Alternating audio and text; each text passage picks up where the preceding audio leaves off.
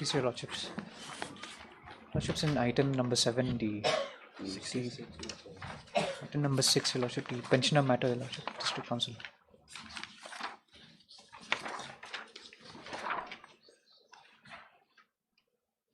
Item number 7. Number 6, Your Lordship. Lordship, we receive instructions so far as the manner in which the 90 crores have been spent, Your Lordship. Lordship, we have received instructions. Affidavit has already been prepared. We had sent it for vetting, Lordship. So required just 2 days time, Lordship, to file it. So far as that amount has been received by us, Your Lordship, we had disbursed about 8 months' salary and pension, Your Lordship, to the pensioners and staff, Lordship. Any instructions? No, let them file affidavit, my lord.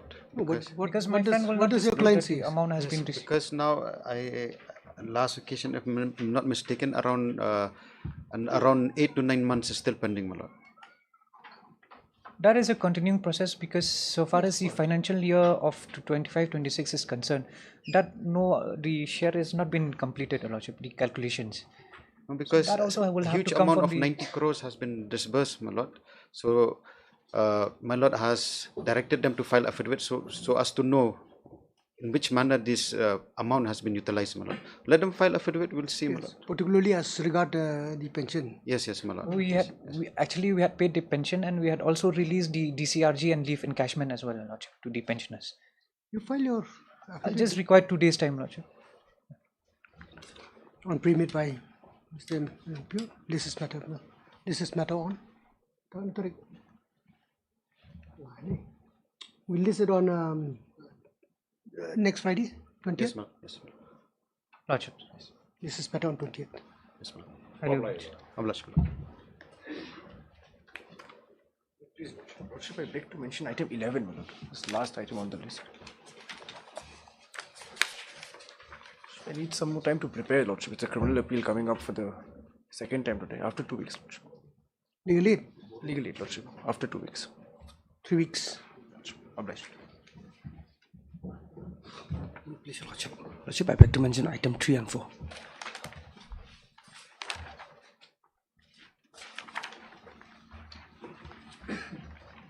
Why? Lordship, I've made it clear, no more adjournment in this matter. Your Lordship, on the last occasion, matter was heard at some length, Your Lordship. And due to some difficulty, Your Lordship has posted the matter today, Your Lordship. And unfortunately, Your Lordship, the senior counsel is out of station, Your Lordship, today. See, Mr. So I pray that matter may come cannot up be. next week. We cannot go on like this. Lordship, let it come as a fixed See, matter. now this Your matter Lordship. was, if I remember correctly, it was partly heard. Yes, Lordship. Now again, you have to start from the beginning, Lordship. because I must have forgotten whatever has been submitted. And if it goes on like this, then what happened? Perhaps this is why it has been pending since 2019. Let it come next week as a fixed matter, Your Lordship.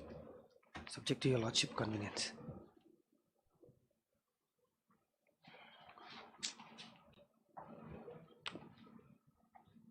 How long? Next week, Your Lordship. Any date. Mr. Leonard Counsel Body petition has once again sought for accommodation on the ground that the Leonard Senior Counsel, who is conducting the matter, is out of station.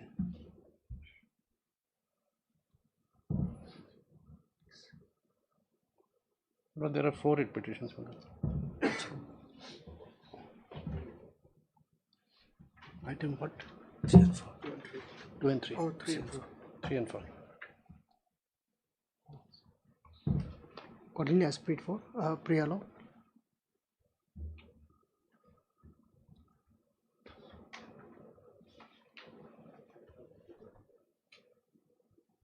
This is matter on 23rd. So 23rd. Obliged, my lord. 4 also same. My lord, 3 and 4. Lordship, in item 4, I mean second matter, Your Lordship. Okay. Yes. Obliged, my lord. Lordship, item 8, Your Lordship. Item 8, Your Lordship. Lordship, in this matter, I'm praying 2 weeks time, Your Lordship, to file my affidavit, Your Lordship. Lordship. I strongly object, Your Lordship, because this matter has been pending since 2023. So, because Lordship, they have filed an communication- amended application, Your petition, Your Lordship. that has So been- we're supposed to file the affidavit to the amended application, Your Or you're Lordship. supposed to file. Yes, Your Lordship. Your Lordship, for respondent number 9, we do not intend to file any additional affidavit. Who's respondent number 9? Private respondent, Your Lordship. Yes, miss. Private respondent, Your Lordship. Who are you? School teacher, Your Lordship. Is that, Lordship? You are managing committee. Yes, Lordship. I'm from the college, Your Lordship.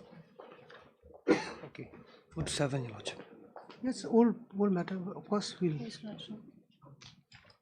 Mr. Leonard, counsel for the respondent number 428, Your Lordship. 428. 428 has sought for some more time to file the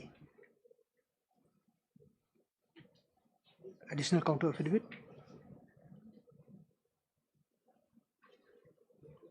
To the prayer, to the fresh prayer made in the amended petition.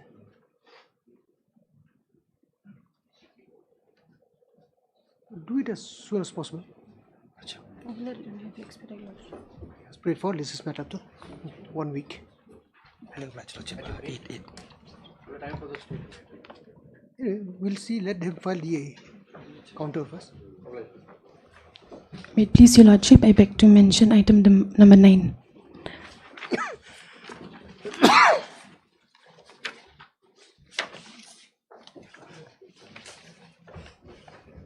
It's also old matter.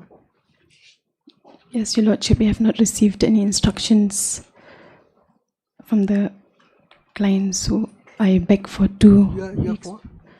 Your Lordship, I'm for respondent number 3, management. Item numbers. Item number 9. Item number 9, Your Lordship. Who, you saying management? Yes, Your Lordship, for respondent number 3. Okay. This is a dispute between the owner and the and those who have received the compensation. Compensation. Yes, Your Lordship. There's also a long old pending matter on pre-made by Miss General Counsel for the respondent number 3. 3.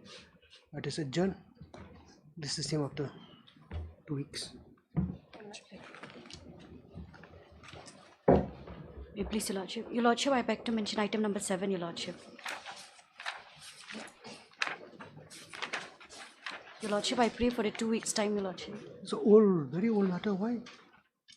Yes, Your Lordship.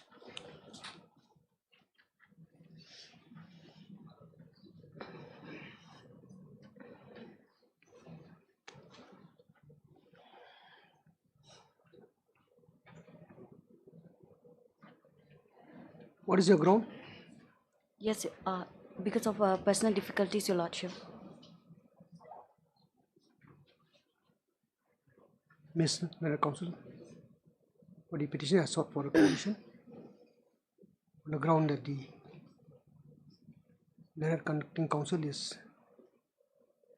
indisposed on ground is indisposed. Accordingly, as prayed for, that is adjourned. List the same after 2 weeks. Highly obliged, Your Lordship.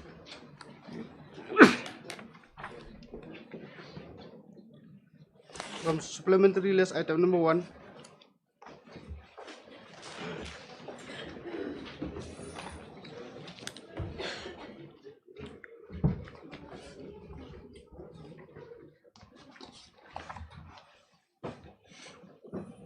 Yes, Mr. Song. Your case is called up. Yes. You may not be required to answer, but Hello? you may not be required to answer, Yes. but at least you should fill the space. No. Actually, my ladder will continue the argument first from their side. Then only I will clarify all this required explanation. Yes, Mr. Oh, Lordship. May it please your Lordship. May I begin, your Lordship? Yes, please. Lordship, yesterday my friend Dr. Mosika had advanced his argument, your Lordship. I would respectfully, your Lordship, endorse and adopt his argument also, your Lordship. Yes. Beside the point, your Lordship, first point, your Lordship, I would raise the question, the maintainability of the writ petition, your Lordship. Lordship, this is basically a contractual dispute between the petitioner and the state as well as the union, your Lordship, regarding non-payment of fees, your Lordship. In my humble and respectful submission, your Lordship, this involved a disputed question of facts and a writ petition, your Lordship. In my humble and respectful submission, your Lordship, when disputed question of facts are involved, your Lordship, a writ petition would not be entertainable, your Lordship. And to that, your Lordship, I would like to place a judgment, your Lordship.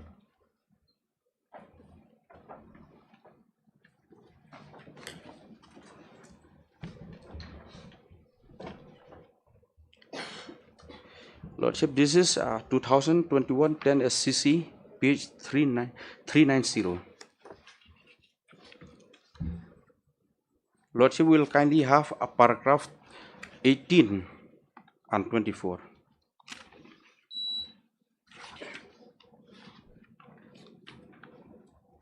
May I read, your Lordship? Just a moment.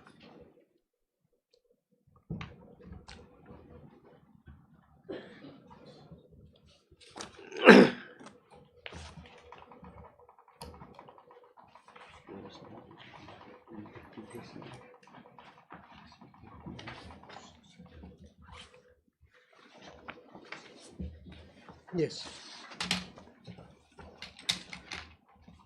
If Lordship kindly have paragraph 5 or paragraph 18 at page 702, your Lordship. Yes. Mr. Nataraj also placed reliance on the judgment of this court reported in so-and-so, wherein the following was held. Law in this aspect has developed through a catena of judgment of this court, and from the reading of this judgment, it would allow that in pure contractual matters, the extraordinary remedy of writ under Article 226 or Article 32 of the Constitution cannot be invoked. However, in a limited sphere, such as remedies are available only when the non-government contracting party is able to demonstrate that it is a public law remedy. Lordship, I would pause here, your Lordship.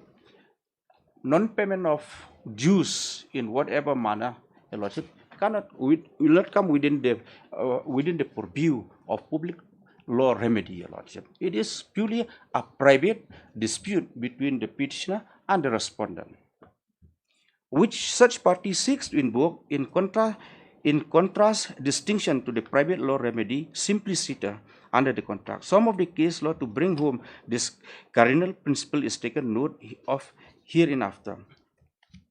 On the basis of this fact, this court observed that the aforesaid observation of the High Court relying upon so-and-so does observe the court speaking through so-and-so. This finding in our view is not correct in the light of the fact that and circumstance of this case, because in so-and-so there was no concluded contract in this case, even considering that has the trapping of a state or would be comprehended in other authority for the purpose of Article 12 of the Constitution, while determining price of the houses, flats constructed by it and the rate of monthly installment to be paid, the authority or its agent, after entering into the field of ordinary contract purely in its executive capacity.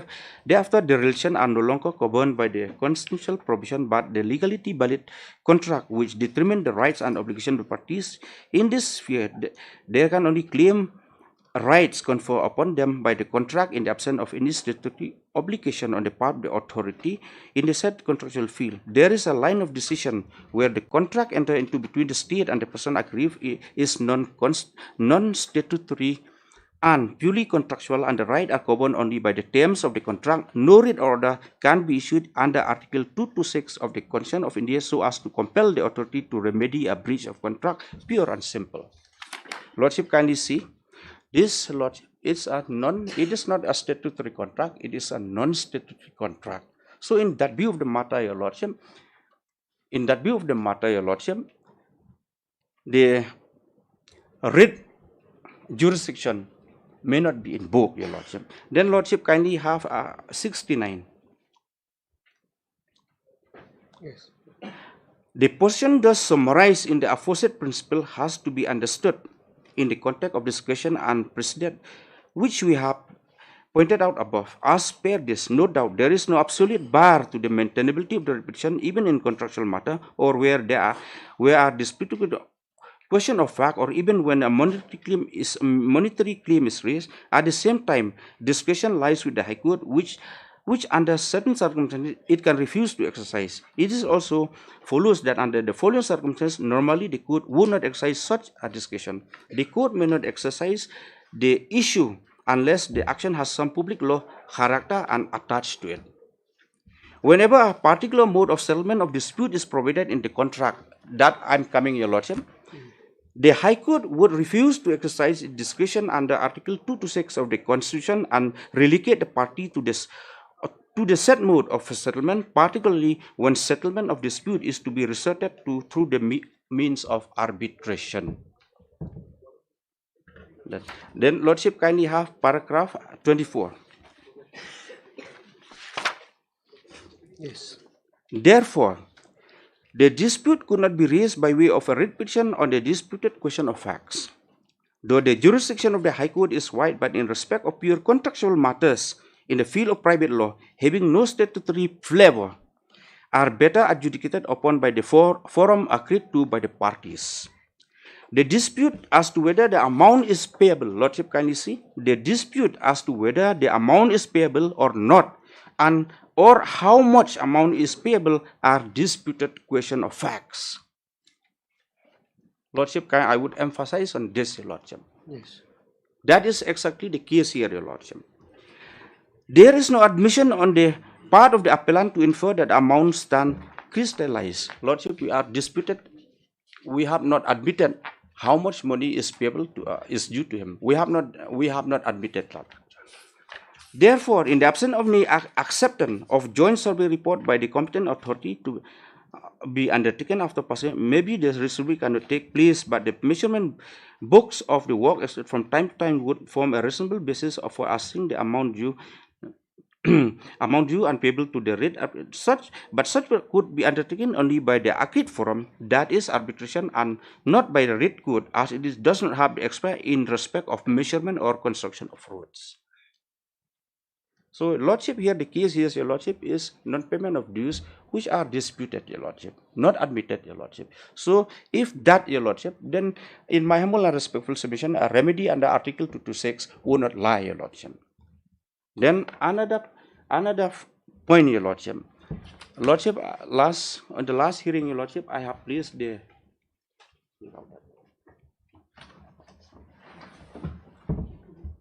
Lordship, if Lordship kindly have annexure 1 at page 10 of the writ petition.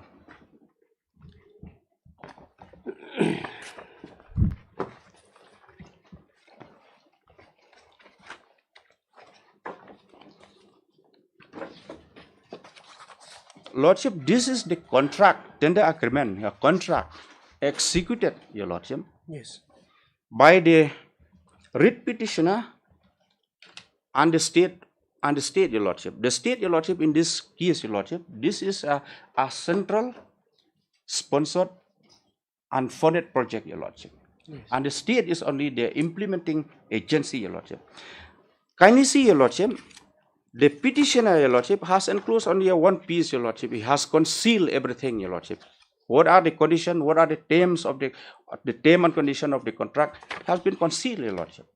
This, Your Lordship, in my humble and respectful submission, is the material suppression of facts, Your Lordship. And on this count, Your Lordship, if the petitioner concealed the materials, Your Lordship, for proper adjudication of the matter, Your Lordship, Lordship has the discretion to dismiss the writ petition in limine. Lordship kindly have the tender document, Your Lordship.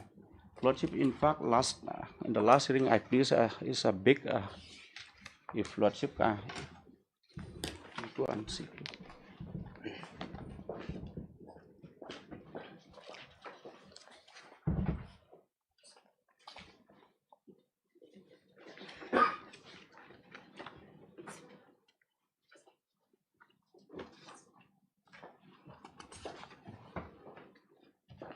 Lordship, that flag mark is there, Your Lordship, that green.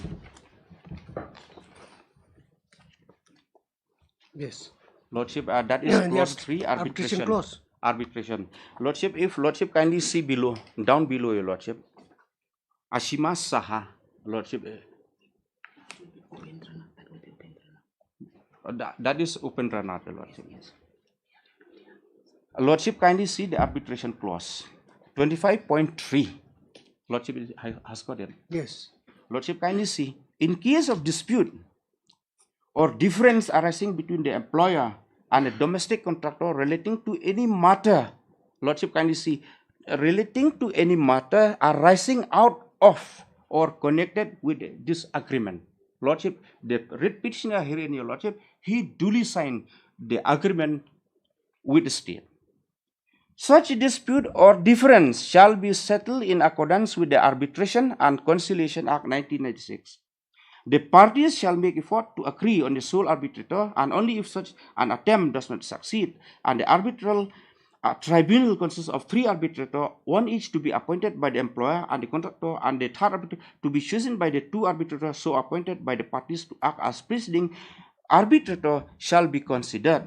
In case of failure of the 2 arbitrators appointed by the parties to reach upon a consensus within a period of 30 days from the appointment of the arbitrator appointed, subsequently the preceding arbitrator shall be appointed by the council Indian Road Congress. So, Lordship, here, Your Lordship, in the agreement in which the writ petitioner and the state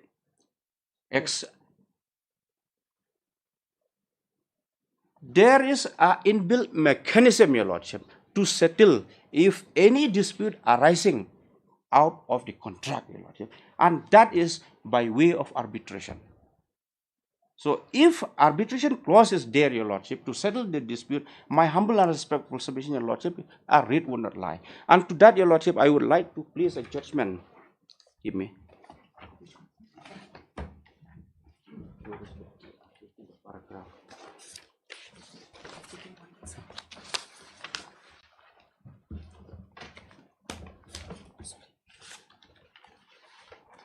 Lordship, kindly have 2015 7 SCC 728.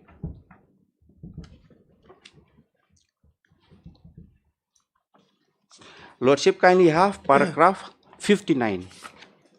Sorry, Your Lordship, 55, Your Lordship.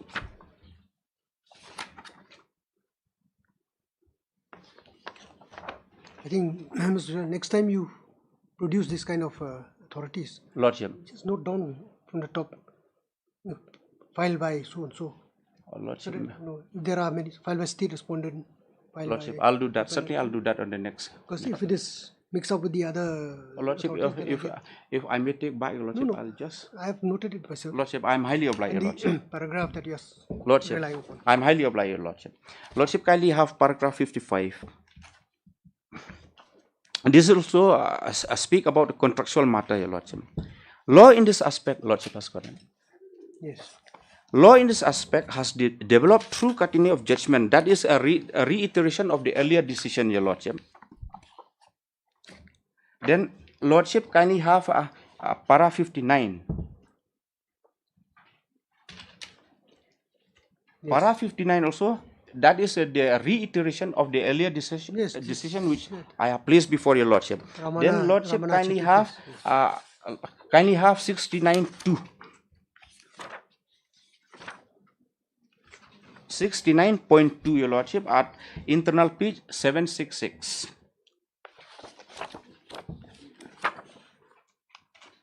Yes.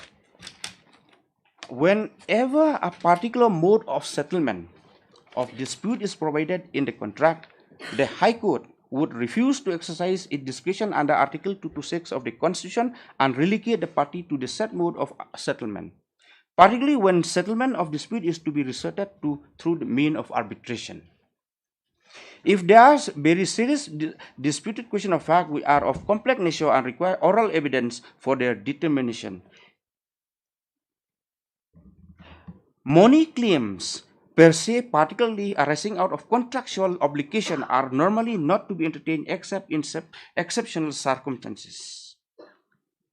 Further, the legal portion will emerges from various judgment of this court dealing with different situation aspect relating to contract entered into by the state public authority with permit can be summarized as under. At the stage of entering into contract, the state acts purely in its executive capacity and is bound by the obligation of fairness. State in executive capacity, even in the contract, is under obligation to act fairly and cannot practice some discrimination. Even in case where question is of choice or constitution of competing claim before entering into the field contract, fact have to be investigated and found before the question.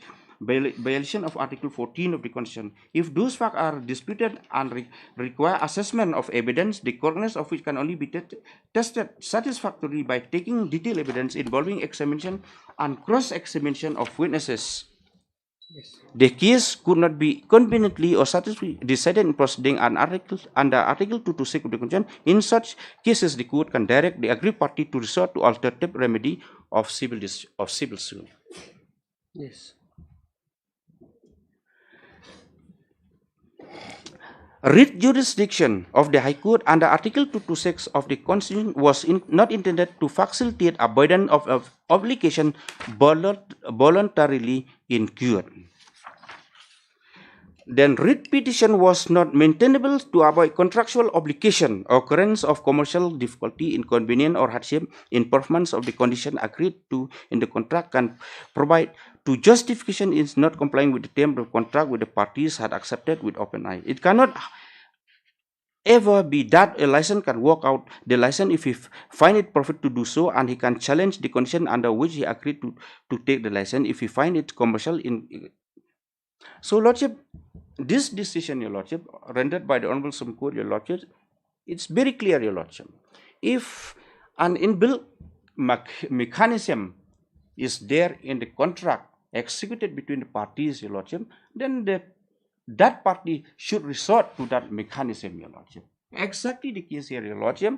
The writ petitioner has withheld, Your Lordship, the vital document that is the contract agreement, Your Lordship, where it was provided in that contract agreement, Your Lordship, that there is an arbitration clause, Your Lordship.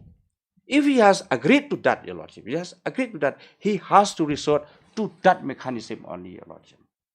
That is my submission so far, the maintainability of the writ petition, Your Lordship. Then another aspect of the matter, Your Lordship. When did he raise, Your Lordship, this non-payment? Lordship, if Lordship kindly have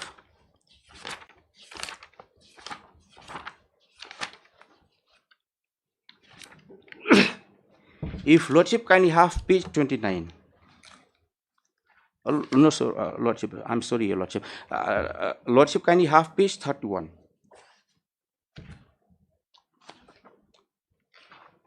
This is the letter, Your Lordship. Yes. This is the letter addressed by the petitioner, Your Lordship, to the chief engineer, raising the issue of non-payment, Your Lordship. Non-payment. Yes. From 2014, Your Lordship, then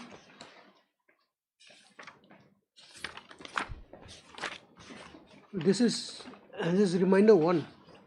Lordship, it appears, Your Lordship, before that also, there was some representation, Your Lordship, to the authority regarding non-payment of Lordship. What I mean to submit, Your Lordship, by I think you just go to page 28. Oh, Lordship, yes, I am highly obliged, Your Lordship. Lordship, kindly see from 2014, Your Lordship. 2014, Your Lordship, and he filed the writ petition in 2022, Your Lordship. After, Lordship, kindly have page 55. Kindly have page 55, Lordship. Yes. After he issued a legal notice, Your Lordship, demanding payment of his dues, Your Lordship. Lordship, kindly have a page 55. Yes. Can you see, Your Lordship, from 2014, Your Lordship, to 2021, Your Lordship, he remained idle. he filed repeated representation one after another. And only in April 2021, Your Lordship, he issued a legal notice. And thereafter, he filed a writ petition, Your Lordship. He filed a writ petition. Why this writ petition has been filed, Your Lordship? Because, Your Lordship, if we go by the law of limitation, Your Lordship, his claim would be time barred, Your Lordship. If Lordship, for the moment, if Lordship kindly have the law of limitation, the Limitation Act 1963.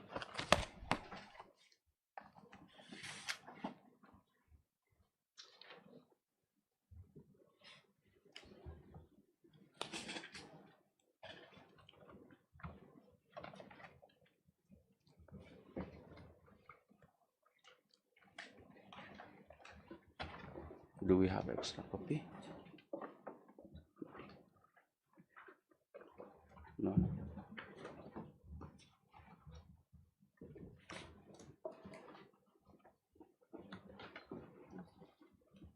Yes, what section? Lordship, if Lordship kindly, Lordship, this is not set. This is would be schedule. Lordship, Schedule 18 and 113, Your Lordship. 113 of the law of limitation. Lordship, Schedule 18. Prescribed period. Lordship, yes, that is the prescribed period, Your Lordship. Yes, please read out. If I may read, Your Lordship. 18. For the price of work done by the plaintiff for the defendant at his request, where no time has been fixed for payment, 3 years, when the work is done. According to them, Your Lordship, the work is done. Yes. That was done prior to 2014, Your Lordship. Then, Lordship, 113, it says, any suit for which no period of limitation is provided elsewhere in the schedule, 3 years, when the right to sue accrue. Yes. When the right to sue accrue, Your Lordship. So the right, Your Lordship, here of claim for the petitioner, Your Lordship, arose sometime in the year 2014, when he filed his representation demanding payment of dues, Your Lordship. So this writ petition has been filed, Your Lordship, to avoid the law of limitation if the petitioner intends to file a suit, Your Lordship. Whatever be that as it may, Your Lordship. Lordship, the fact remains that from 2014 till 2021, the petitioner did not remain vigilant, Your Lordship. He slept over his right, Your Lordship. And to this, Your Lordship, I would, so, Your Lordship, there is a delay, lashes, and waiver on the part of the writ petitioner. And in this respect, Your Lordship, if I may please a judgment of the Honorable Supreme Court, Your Lordship.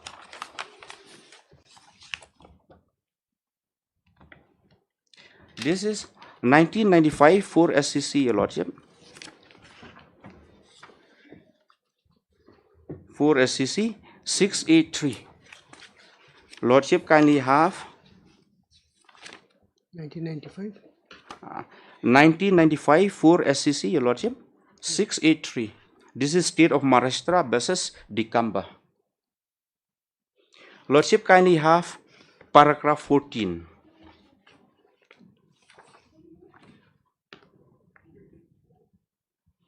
May I read it, Your Lordship? Yes. Please. Lordship. How a person who alleges against the state of the prohibition of his legal right can get relief of compensation from the state by invoking jurisdiction of the High Court under Article 226 of the Constitution, even though he is guilty of lashes or undue delay, is difficult to comprehend. When it was settled by decision of this court that no person, be he a citizen or otherwise, is entitled to obtain the equitable relief under Article 226 of the Constitution if his conduct is blameworthy because of lashes, undue delay, acquiescence, waiver, and the like. Moreover, how a citizen claiming discretionary relief under Article 226 of the Constitution against the state could be relieved of his obligation to establish his unblameworthy conduct for getting such relief, where the state against which relief is sought is a welfare state. It is also difficult to comprehend where the relief sought under Article 226 of the Constitution by a person against the welfare state is founded on its alleged illegal or wrongful executive action. The need to explain lashes or undue delay on his part to obtain such relief should, if anything, be more stringent than in other cases, for the reason that the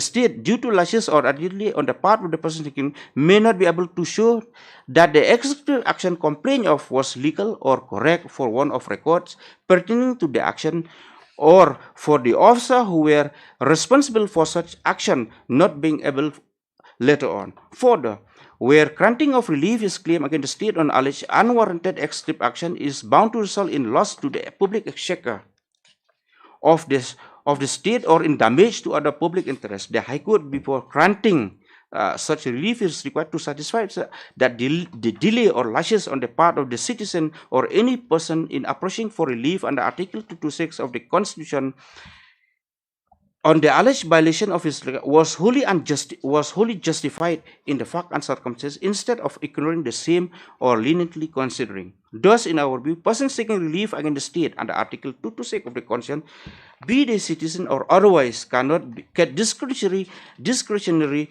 relief obtainable thereunder unless they fully satisfy the High Court that the fact and circumstances of the case clearly justified the lashes or undue delay on their part in approaching the court for grant of such discretionary relief.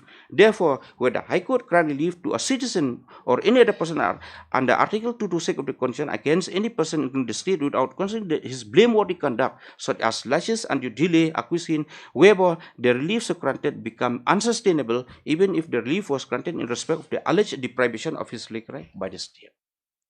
So, Your Lordship, exactly the case here, Your Lordship. As I have submitted, Your Lordship, from 2014 till 2020, he slept over his right, Your Lordship. He filed representation after representation. Lordship, representation after representation, in my humble and respectful position, will not cure the delay or lashes on the part of the writ petitioner, Your Lordship.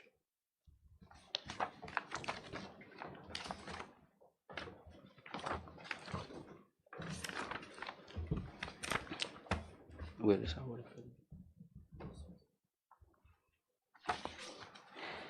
Lordship, coming on into the claim of the writ petitioner, Lordship.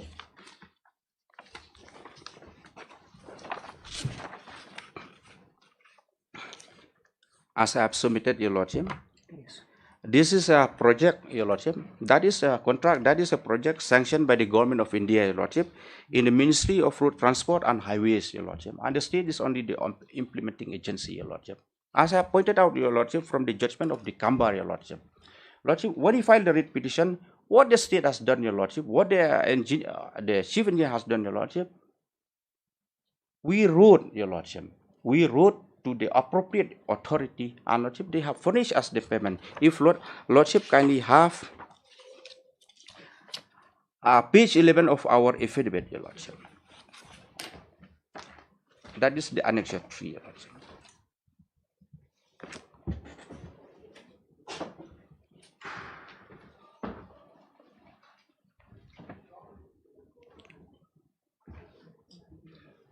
Lordship, the executive engineer, Your Lordship, Yes, Lordship has got page 11, Your Lordship, Annex 3.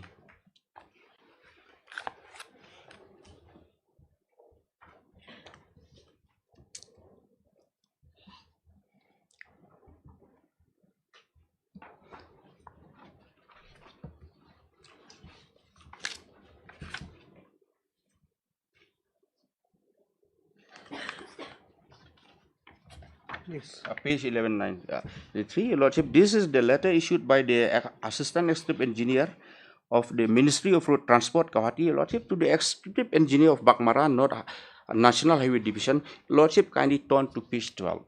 This is the payment, Your Lordship, paid. Yes. So, where is the question of non-payment, Your Lordship?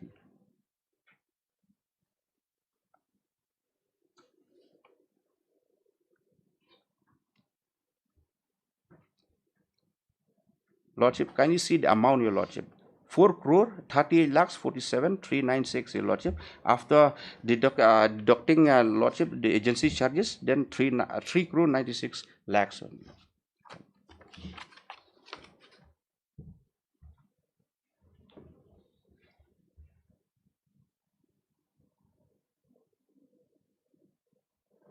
Then on what basis, Your Lordship, he filed the writ petition claiming for a sum of rupees. Lordship, kindly have the prayer, Lordship, at page 8 of the writ petition. 4 crore 8 lakhs 30,688, Your Lordship.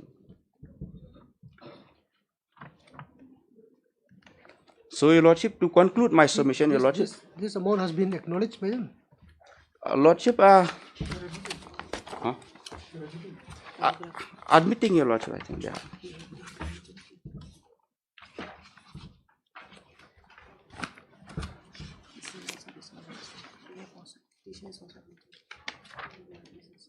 Lordship, if Yes.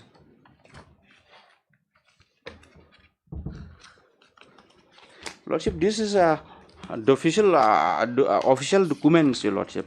There can be no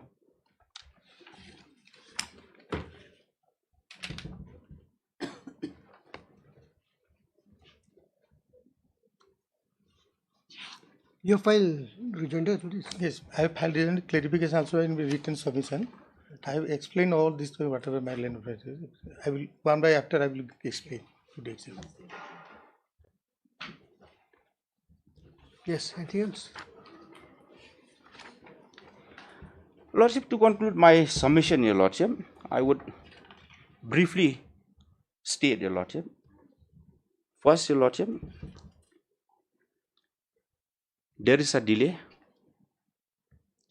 Then there is an alternative remedy, Your Lordship, because inbuilt mechanism is there, Your Lordship, by way of arbitration, Your Lordship. Then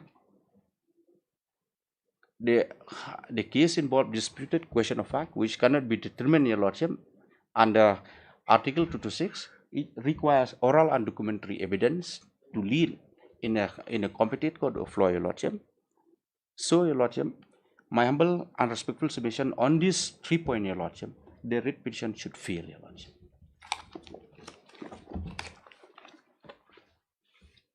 Yeah. My Lord, with leave from your Lordship, may I request my learned friend to submit the nature of disputes arising between the petitioner and the state correspondents. If they have filed any evidence or any document in the petition or rejoinders or affidavit, so let them be clarified this, because otherwise there will be the same situation will come around. Nature of dispute in what sense? Nature of disputes. What sort of dispute there was? Because nature of dispute, if I can understand, maybe okay, you can. My Lordship is time and again is repeating that there is a dispute, there is a dispute, there is a dispute. So my humble submission, can they explain the nature of dispute available on records? This is the only issue here. There is no dispute. Otherwise, we have no hesitation to come forward before Lordship. If I understand correctly, dispute is for firstly No dispute. demand of payment. There is, is there any dispute? So this would have raised an objection to me that this is your dispute. This is the not payable. This is not entitled. You are the not entitled to that. Is there any submission or any documentation or any dispute arose? Even if there is dispute that has been there, they might have done beyond my beg. I do not know that. They have not done any dispute in my presence. So how can say that there is a dispute? There is a dispute. There is a dispute. Is there any dispute? Let them clarify at this today itself, so that your Lordship will be very clear that yes, there is. I will withdraw case today itself. I will withdraw itself. I may give commitment. Yes, what are those disputed questions of fact? Let it happen. I pointed out yesterday, para 9 if Lordship kindly. Is there any document? Yes, see his affidavit. No, he has only made a affidavit, but there is no documentation dispute, and I am not the party made here. I have not been The party. dispute here is non-payment of bill, Your Lordship. We say we have, we say that has been cleared, Your Lordship. That is a dispute, Your If Lordship. that is the case, that means there is no dispute against me. See, Mr. Saha, Yes. if I understand correctly, he has read out from the prayer. Yes. You have made a demand of 4 crore something. Yes. They say that 4 crore, 38 lakhs have already been paid to you. Minus sir. agency charge, it comes to 3 crore something, 96. So, that is basically what they say Yes, has been given to you. Yes. I admit that whatever paid they paid, I am admitting that I may also acknowledge that. You have received My it. lord, page 19 may kindly see. Page 19 of their affidavit. State government's affidavit, page 19, annexure PR1. They have submitted. And now they are retraining from their stand. Page 19. Page 19, PR1. Annexure is PR1. Just a moment. Statements of affidavit. We don't have page 19, your Yes, this is your. Yes. Rejoinder affidavit. Affidavit in opposition filed by state respondent. They have They only. have filed page 19. I am reading this paper. Have you Just a moment. got? This is your affidavit. No, it's page 11, not 19. It's a PR1. You have make a compilation that is. No. This is your affidavit. Rejoinder we received. This affidavit dated 9/6. Date is the date is 96. They provided a copy. In that case, page 19 at PR1, mark as annexure PR1. PR1. Yeah, this is what they have Rejoinder. This is their rejoinder, Your Lordship. Your not a rejoinder state to state's affidavit. affidavit. No, PR1, yes. My lord, Rejoinder to the state affidavit. state rejoinder, my lord. Sorry, my lord. At page number 19. Sorry, actually I said that this is state affidavit. PR1. Just a moment. In rejoinder by the petitioner.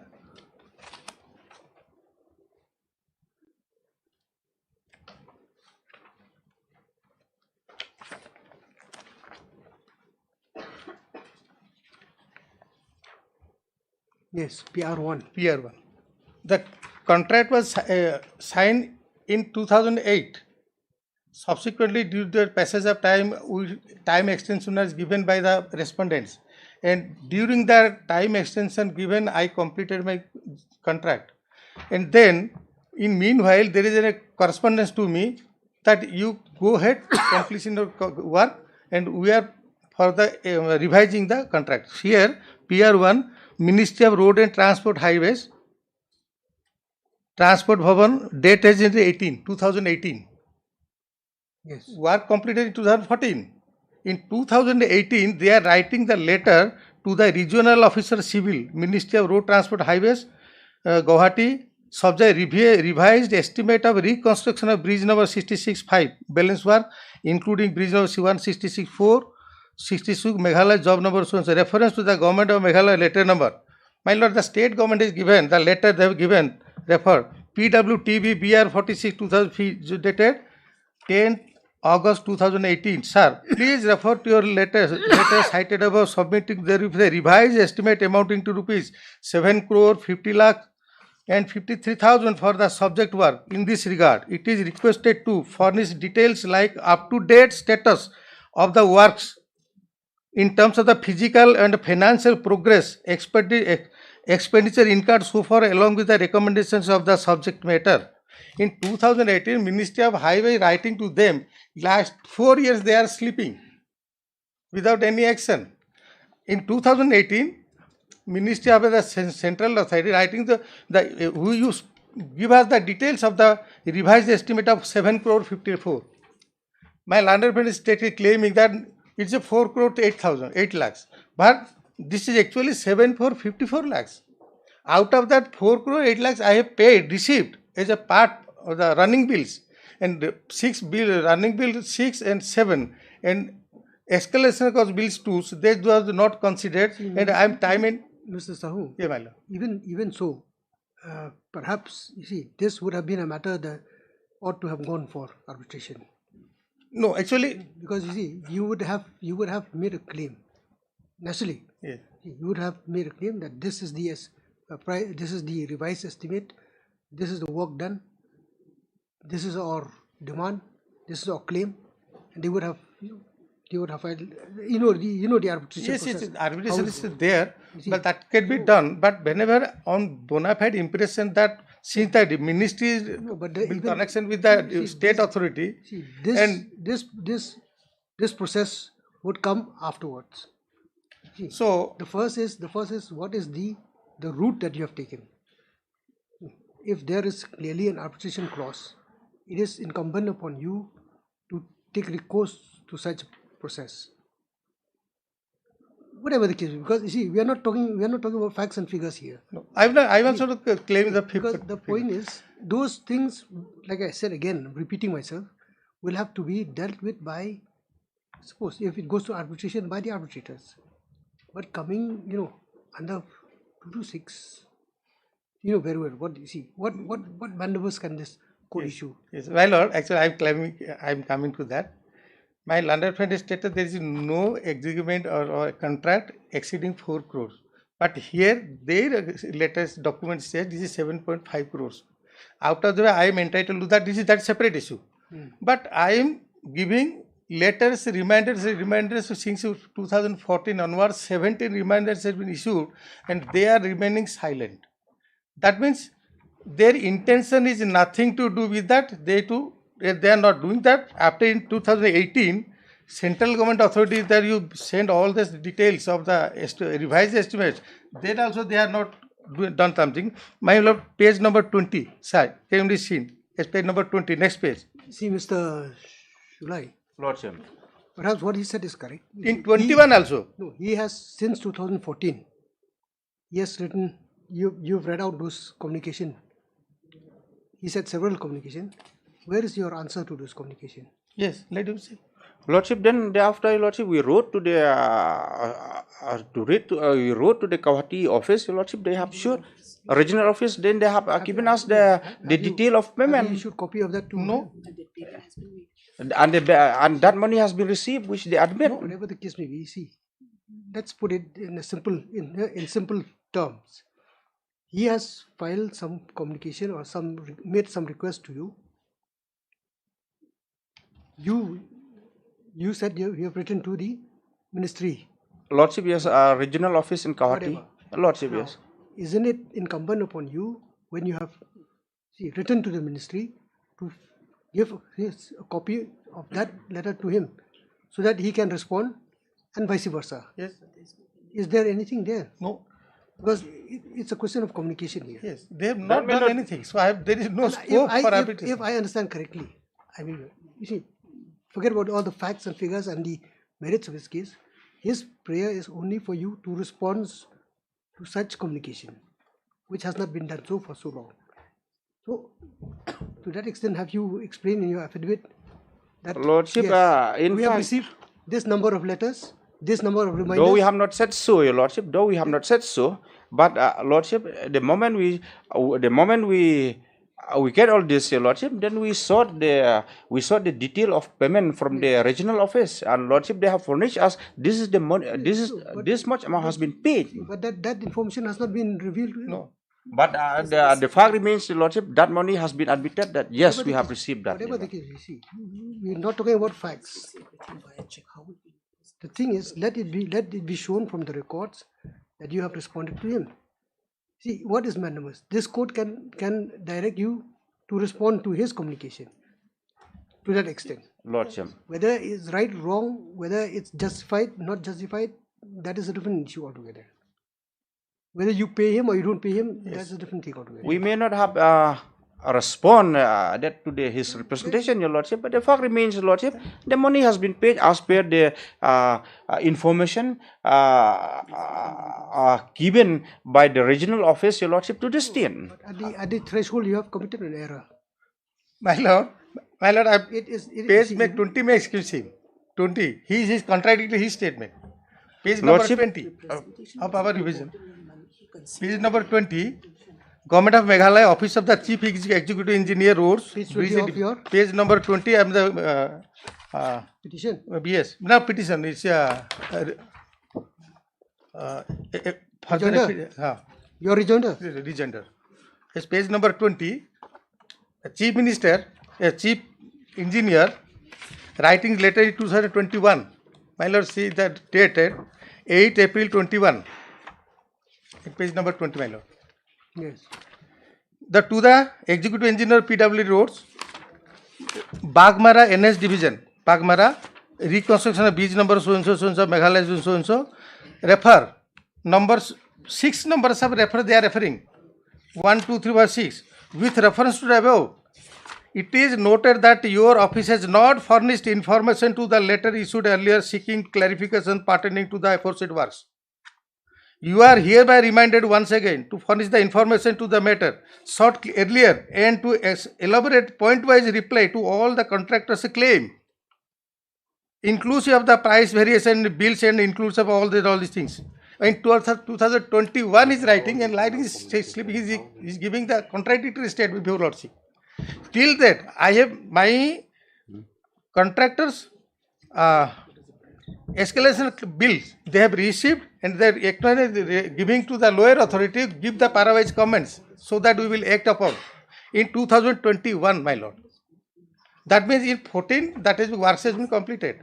Reminders I am issuing one by another, I am giving that. In 2031, they woke up. Chief engineer writing the letter to the Bagmara engineer, roads, PW road. If you have responded into 20, what they have done, then the question of delay will not come. He's Lordship, giving the kindly see. self-contradictory statement before Lordship. Lordship, kindly see what is his prayer in the writ petition? So, what is your statement you record here first?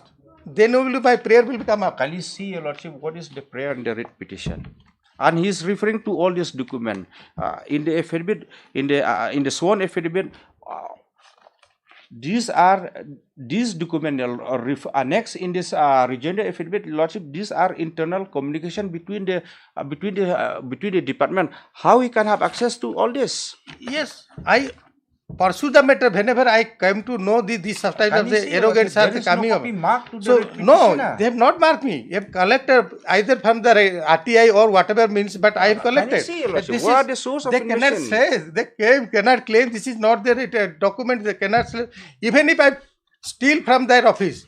If they have given any objection, Lordship, kindly have para 17 at page 18 of the original affidavit. If the source of information that you have received is not in a proper manner. No, I accept that. But they cannot say this is not their letter. Whenever rejoinder came. Yes, whatever the case may be, kindly have. You may have a case, they have not responded to you, fine. But as far as their internal communication is concerned. Kindly have page 18, Your Lordship, of that additional affidavit, Your Lordship. Kindly have page 18, para 17. How the contract, I have no instruction, I can collect the instruction from that. How they kindly have the rejoinder affidavit, Your Lordship. Kindly have the rejoinder affidavit, Your Lordship, at page 18, para 17, at page 18, Your Lordship. Yes. Lordship, kindly see that the statement made in paragraph are true to the my knowledge and statement means. And then what is the source of from which source this document have been obtained by him, Your Lordship? Nothing has been said, Your Lordship.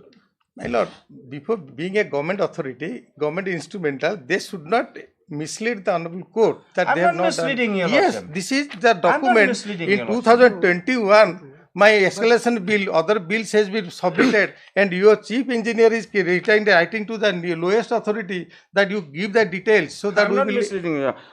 All this. From which possession you obtained this copy? All this internal communication, Your Lordship. My lord, actually the works has been extended. Have you filed a response to this rejoinder? No, Your Lordship. But Lordship, the fact remains, Lordship. You see, this rejoinder was filed under oath. Correct, Your Lordship. Maybe correct, Your Lordship. Information may be correct, not we don't know. That's correct, Your Lordship. That's subjective. So it is incumbent upon you when you have gone through this, you find that these documents which are not supposed to be in his possession have been annexed. It is apparent, Your Lordship. It's apparent. It's apparent, Your Lordship. It is for you to point out. It's apparent, Your Lordship. For you to file a response to say that this is not so. How he has received this information, whether by RTI or by any source. It is his burden, Your Lordship. It is her burden, Your Lordship. Why, Lordship? There is no mark. There is no mark copy, Your Lordship. There is no mark copy. No, mark. Yes, that he has accepted that. Yes, there is no interpretation to me. My lord, kindly see, my lord, this entire matter arises out of a contract, my lord. Now, in contractual matters, my lord, the arbitrariness or whether we responded to a representation or not will not come into picture, my lord. Contractual matters will be determined as per the law of contract, my lord, not as per general provisions of administrative law, my lord. So whether if we respond or not respond to any representation, my lord, that will not change the direction of the case, my lord. Because when specific remedy is provided under contract, he has to follow that, my lord. Whether we, my lord, lordship has seen, if you don't reply to legal notice in contractual matter, they cannot come after 10 years that they have not replied to legal notice. They have to immediately, before completion of the limitation period, they have to invoke the appropriate remedy, whether it is Civil suit or arbitration. They cannot take a plea that no, because they have acted, because the concept of arbitrariness, which is a part of administrative law, my lord, will not come into picture in the contractual law, my lord. And this is purely a matter of contractual law. I am coming to that, my lord. That query was posed to him. Yes, I am coming to that. As to why he has Let them complete their he has not resorted to arbitration, Yes, or whether why he has not filed a civil suit. That has been, my lord. So, in my humble submission, my lord, my friend should not even take your lordship to these documents, my lord. These documents in Article 226, my lord, your lordship will go by will apply the law of contract, not the administrative law, my lord. Because this is purely governed by a contract, my lord. It's a purely contractual matter, my lord. It is not a question of administrative law. A representation is submitted, not replied. So whether that will increase the limitation period, in my humble submission, my lord, in contractual matter, even if you don't reply to a representation, my lord, that will not extend the limitation period, my lord. So lordship will simply see the prayer, my lord. What is the prayer? Prayer is specifically a money suit. Mandamus to pay 4 crore 8 lakh rupees, my lord.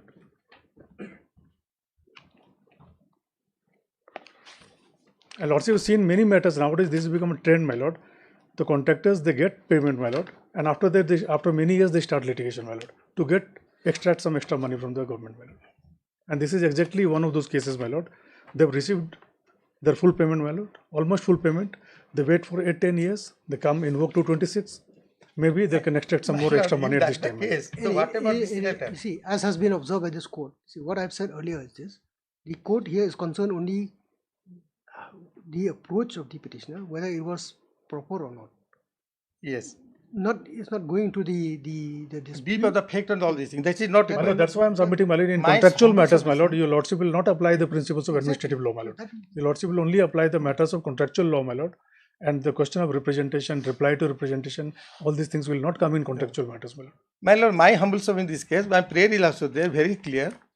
Necessary direction will be issued to the respondent of authorities to consider my bills. You have filed a written argument. Yes, written argument filed. My lord, I have also cited the documents. By Monday it is due. You file, and my lord, see on the bullet points will file. On the issue that has been raised, my lord, by the petitioner, my lord, with regard to those particulars, the information that has been presented in his rejoinder, you file a you file a written submission, explain in your written submission, and also authorities. I will apply authorities, my lord. In contractual matters, the law of contract will apply, my lord. That of course he has cited those authorities, but anyway, you can reiterate that. My lord, I may be allowed to explain the reasons. And my whatever learned friend is stated that regarding the jurisdiction of the writ court under Article 226. No, you can do one thing, sir. I've heard the parties. If you have not, incorporate that in your written argument, you can file a. No, I have filed my written argument. In addition to that, the latest Supreme Court decision. You incorporate that in written submission and give it to court. Yes, that today just yesterday I got that. Okay, because I'll give them time to file the written argument. Yes. Actually, this is the. My lord, I'm just explaining 1 minute, not by take so much. My learned friend has given the Union of India versus Punia Hinda Supreme Court decision. That is out of the Guwahati High Court decision to the people of Supreme Court regarding the contractual obligations and all these things. So in this factual matrix in this case is that the contractor has completed the work, road contract. Thereafter, he has done something, he has not done something, he has filed the bogus bills. There is so many anomalies. After verification of the audits, then the matter came up. Then the bills were held up. Then the petitioner came before the Honorable High Court. The High Court said, no, whatever they completed, they entered in the petition, then allowed the writ petition, then matter before the Supreme Court, because there is a anomalies, there is a misappropriation of funds also in this allegation. So this Honorable Supreme Court, though this is not the fit case for jurisdiction, so this should have matter should be written back for further verification, investigation, as well as arbitration is required. So this is the case. The matrix of this case is that. So in my case, that is not there. I have completed my contract without any dispute, any disturbances, any obstacles. As per the contract, I complete. Meanwhile, I am directed to the, you go ahead, I will estimate your contract, 7.574 crores. This is up to 2021, that is also pending. Their correspondence is going on. And meanwhile, I am giving the respondents written submissions, all these things. So here, my humble submission, this case is completely. Anyway, that you So explained. our second thing, this is the division-based judgment. This is the division-based judgment, and in the judgment of the full bench in 2020 AIR and reported in 2021 19 SCC, here the Supreme Court 3 benches, judges benches is clear. It is a, there is this matter of invoking Article 220 is no more res integra as on date. This is a fully settled. In case of contractual obligations, Article 226 can be invoked. This is the case, my lord. These are 3 judgments which can be more heavier than this there. That is always there. That is Yes. always there, So this is, I can mark here paragraph number 20, 22, 23 and 19. I can just read out this mail.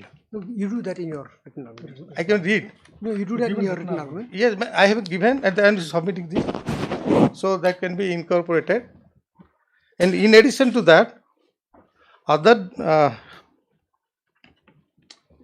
You also, you have not marked here. my lord, I guess submit a fresh one, my lord, incorporating all this. I have completed all this. I have given all the written forward, or now not to make any. But this is the latest document I can do. My learned friend is called. What's the paragraph here? 20, 21, 23.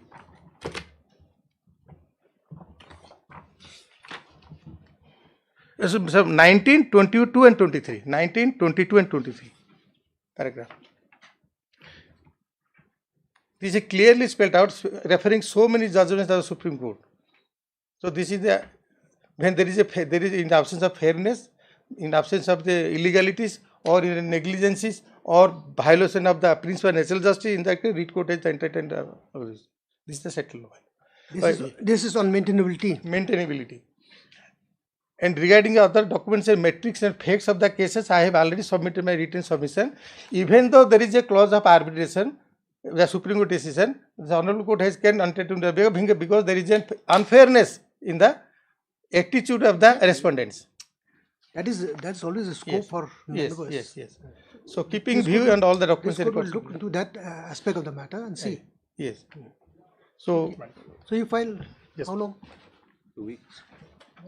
1 week. 1 week. 1 week. 1 week. After a week, you'll do that. Heard Mr. Initial Leonard AG for the state respondent.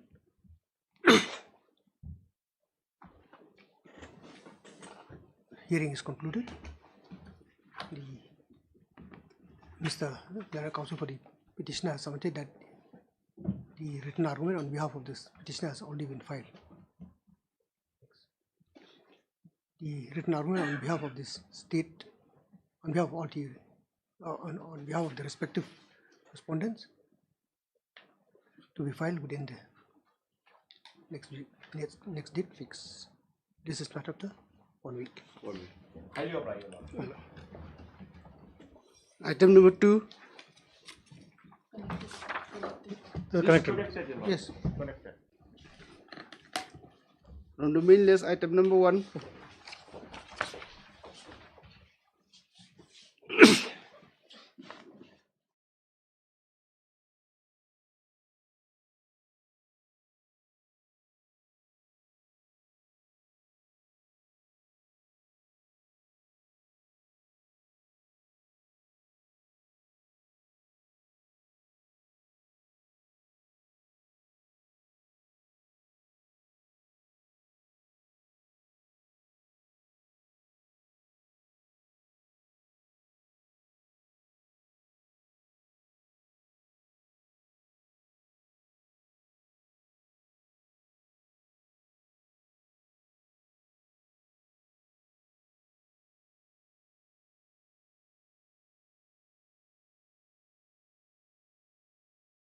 Affidavit, Lordship. With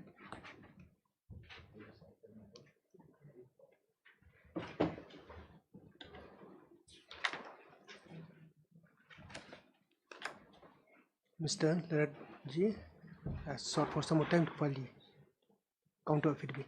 Pre-allow. This is matter after 2 weeks. 2 weeks, Lordship. 2 weeks. How do you pledge, Lordship? Item number 5.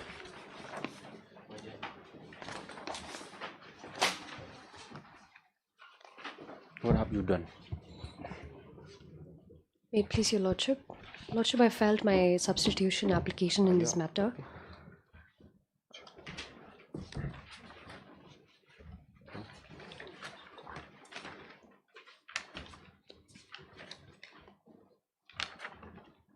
Yes. Any objection? Can I have a Lordship, because I don't have the copy.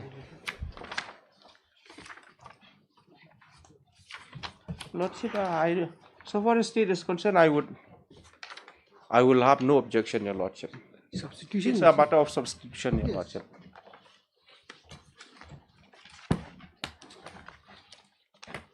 Who was representing the earlier same?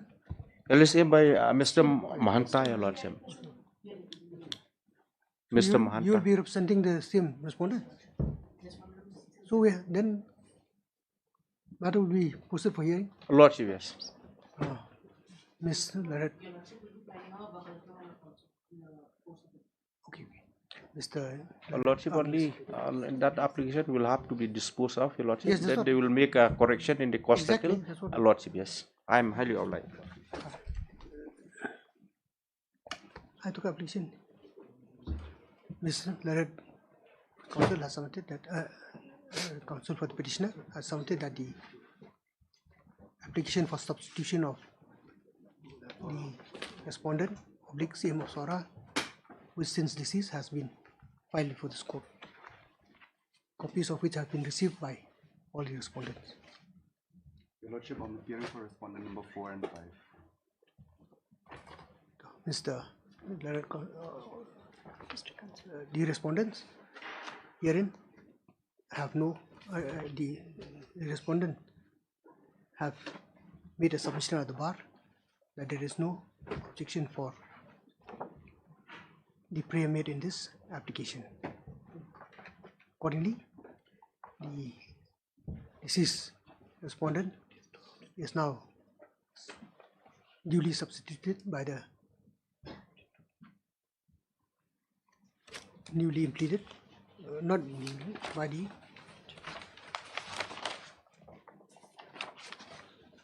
applicant herein, not the applicant, sorry. Where is your government? Lordship, Articles EM at paragraph 3, Your Lordship, of that application.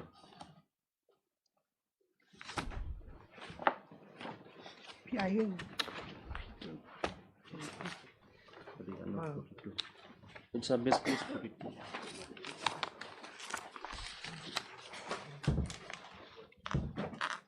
Paragraph 3, Your Lordship.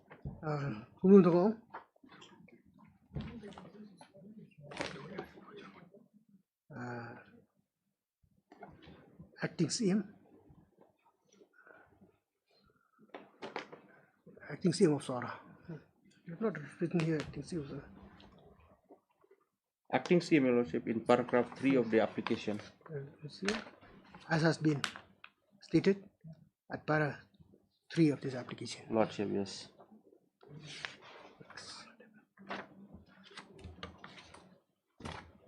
The petitioner is directed to make necessary correction to the petition in this regard. And next, Mr. Larat Counsel has submitted that he will be representing the said respondent, newly substituted respondent, and has sought for time to file the power. Accordingly, this petition hereby disposed of. This is matter for. This is matter for here after 2 weeks. Lordship, yes. This is for here, 2 weeks. Apply, Your Lordship. Item number 10.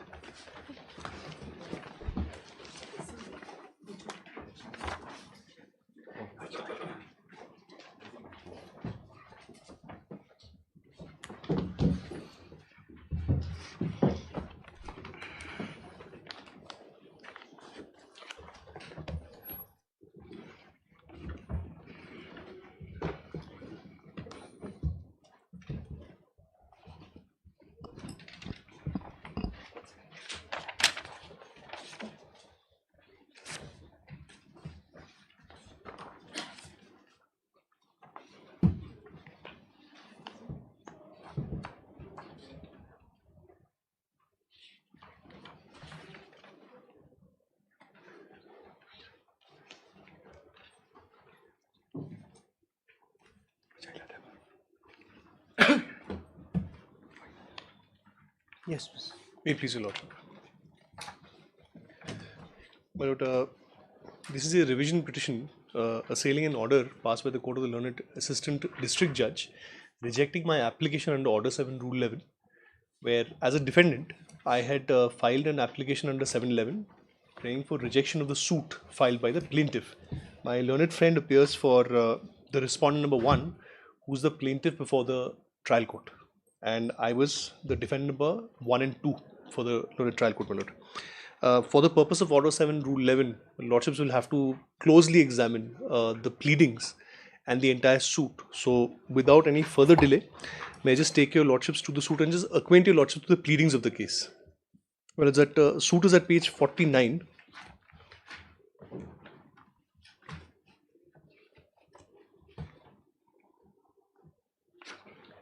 And 49 of the civil revision application. So that is a compilation filed by my learned friend for the defendant number 1. I was wondering, I thought it's a paper book. Lordship.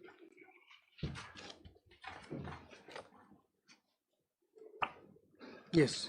Page 49 minutes. I'll just acquaint your lordships with the parties as well. Plaintiff is being represented by my learned friend, respondent number 1 here. Yes.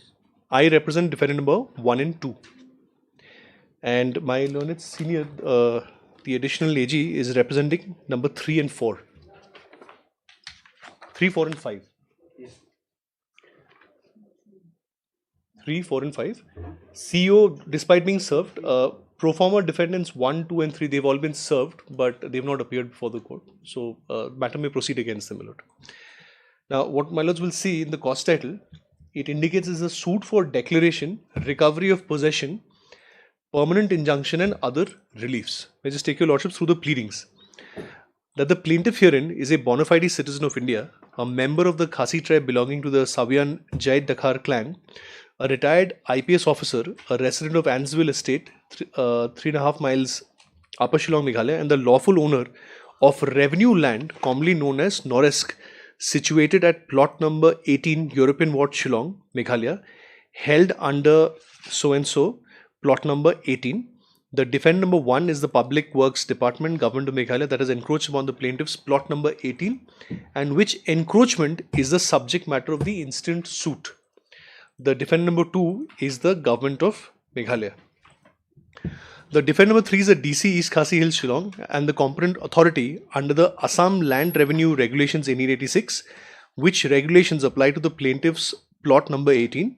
The defendant number 4 is the additional DC who exercises such powers in revenue matters as delegated by the DC. The defendant number 5 is the additional Director of Surveys, Government of Meghalaya, who surveys revenue lands under the instructions of the DC. The pro forma defendant number 1 is the Shillong Municipal Board that shares a boundary with the plaintiff's plot number 18 according to a private survey map of the property dated March 1949.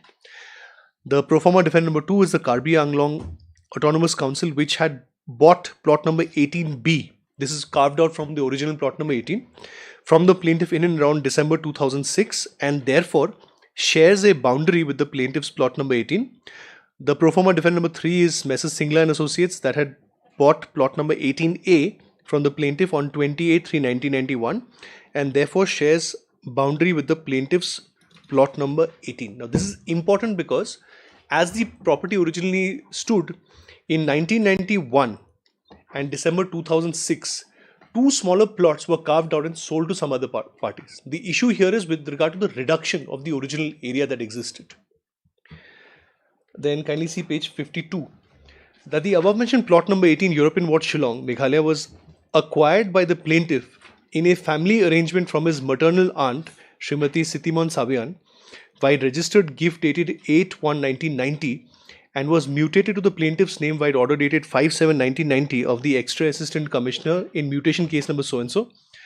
The mutation order specifies that the plot of land measures more or less 1 acre at the European ward covered by 99 years lease.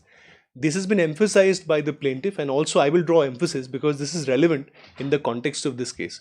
What your lordships will find, it does not specify the exact area. What it says, it is more or less 1 acre. The area of the property being 1 acre is also stated in the original lease deed dated 8/6/1895. The boundaries of the property as per the original lease deed and mutation order are set out in the Schedule A below. Then please see the next page, para 4. The plaintiff also possesses a private survey map of plot number 18 dated March 1949. The boundaries of the plaintiff's property according to the said map are in Schedule B. That while some of the writing in the center of the map of 1949 is faded, the narrative appears to state site plan showing the land of Ka Hinimon, maternal grandmother of the plaintiff and a predecessor in title, near Pine Mount School in Shillong. Land area is 59,280 square foot, surveyed by B.S. Thapa, Lower Moprem, Shillong. By way of verification, the length of the boundaries in the said map gives a total calculation of 59,274 square foot as set out in table 1 below. The difference in area between the map narrative showing 59,280 square foot and the verification calculated at 59,274 square foot is mathematically insignificant, leading to a loss of about 6 square foot.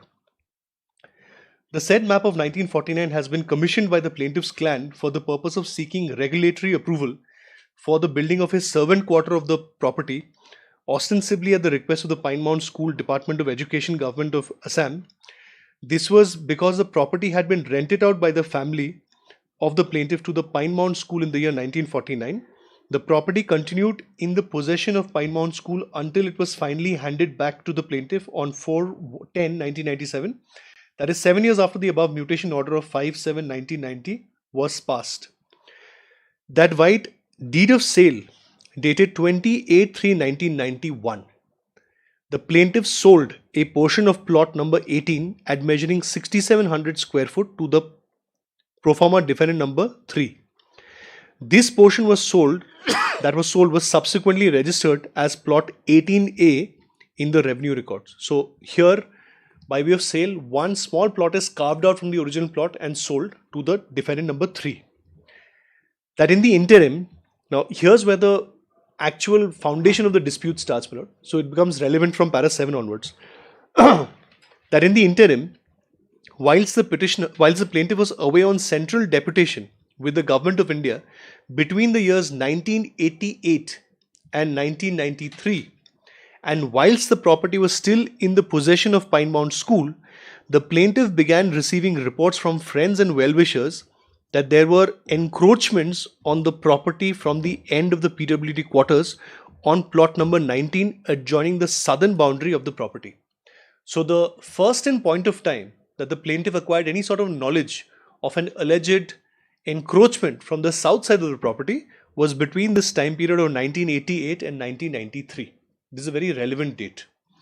It is clarified that in the original lease deed dated 8/6/1895, granted to Babu Jeevan Roy, that is the plaintiff's maternal grandfather, as well as the mutation order dated 5/7/1990, the area where the PWD quarters are currently located was shown as a southern boundary of plot number 18.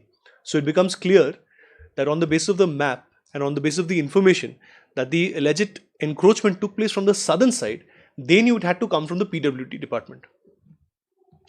While the more recent revenue records and survey maps show that the same area as the western boundary, it may be further pointed out that, unlike in the more recent revenue and survey documents, the original lease deed and mutation order do not show any other plots as directly bordering the property.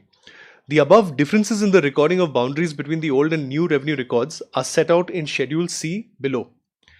The map of 1949 also shows that the plaintiff's plot number 18 is bounded to the south by municipal land, which is consistent with the original lease dated 8/6/1895 and mutation order dated 5/7/1999 that show the same boundary as adjoining a proposed government road.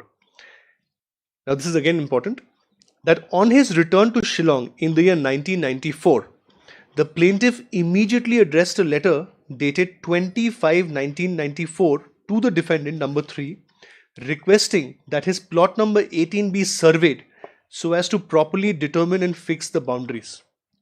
Please note, my lords, in 1994, a letter is shot out to the defendant number 3, that is the state government, only asking for a survey. And any request for a survey does not constitute a judicial function or a quasi-judicial function on the part of the DC. The defendant number 3, via letter number so-and-so dated 14/7/1994, accordingly directed the defendant number 5, that is a Department of Land Survey, to survey the property.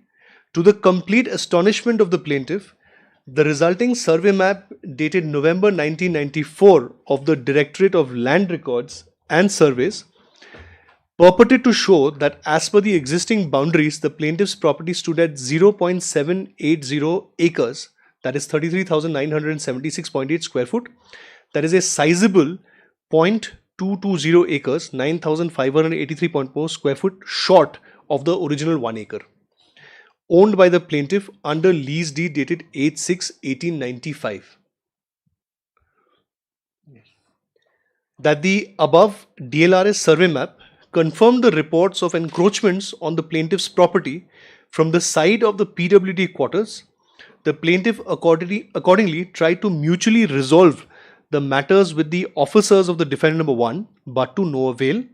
On the other hand, now this is important, my lords, where they say that via the letter of the government, that is 14/7/1994, they had confirmed information of the alleged encroachment. Then in para 9, they go on to say that during this period, they also tried to mutually resolve this issue with the department, but it failed. No specific dates are mentioned here. Then they go on to say that on the other hand, on 4/4/1997, so from 1994 to 1997, this is a substantial period of time. There is a complete vacuum. There is no explanation as to what happened. While on a visit to the property, the plaintiff noticed fresh encroachments. Now what my lords will see, 1988 to 1993, they have information that there is encroachment occurring in the property. 1994, they request for a survey. Survey is conducted. Positively, they learned that there is encroachment on the southern boundary. Then they say from 1994, after they receive information, they try to settle the matter to mutually resolve it with the department. This fails. Then from 1994 up till 1997, there is a complete vacuum. There is no explanation as to what happened. And then they say on the next visit in 4/4/1997, they notice fresh encroachments in the property. So as far as whatever encroachments occurred before, they occurred prior to 1994, from 1998 onwards, the plaintiff did not take any legal steps in the matter. The law of limitation is very harsh and will apply with great force in this case, which is why it is relevant to note the conduct of the plaintiff in this entire timeline. Coming back to this minute, on the other hand, on 4/4/1997, while on visit to the property, the plaintiff noticed fresh encroachments on the property from the south of the PWD quarters, which was evident from fencing around the area encroached by the defendant number 1. So therefore, what they are trying to say is that whatever encroachment has taken place up until 1994, they're not disturbed by that. But in 1997, they notice fresh encroachments. Now, is that in excess of the previous encroachment? That is not explained here. The plaintiff immediately brought these fresh encroachments to the notice of the defendant number 3 via his letter dated 5/4/1997, and for the second time requested the defendant number 3 to depute the latter's officers to demarcate this boundary of the property, which had quite obviously been tampered with. that the defendant number 4, vide letters number 15/4/1997 and 15/5/1997, subsequently directed the defendant number 5 to conduct a survey of plot number 18 on the basis of a proposal for acquisition of Noresk bungalow. Now, this is not similar to any other kind of inquiry or survey. The initial survey was on the basis of a complaint and request made by the plaintiff himself that there is a possibility of some sort of an encroachment. I would like for you to go and examine what is the actual boundary of the property. Now, this second or third survey, the second survey is on account of an acquisition by the Education Department. It may be mentioned here that this attempt by the government to avoid handing back plot number 18 to the plaintiff never materialized.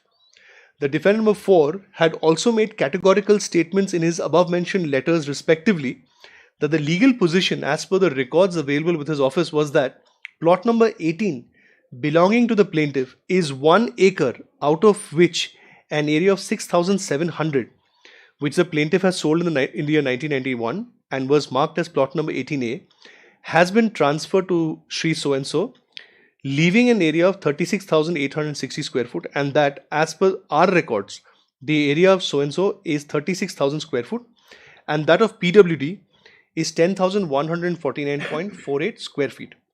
The defendant number 5 was requested to conduct the survey on the basis of these observations. Can you note, these are all observations, not real actual findings. That on or about July 1997, the office of the defendant number 5 undertook a survey of both plot number 18 belonging to the plaintiff and plot number 19 in occupation of the defendant number 1.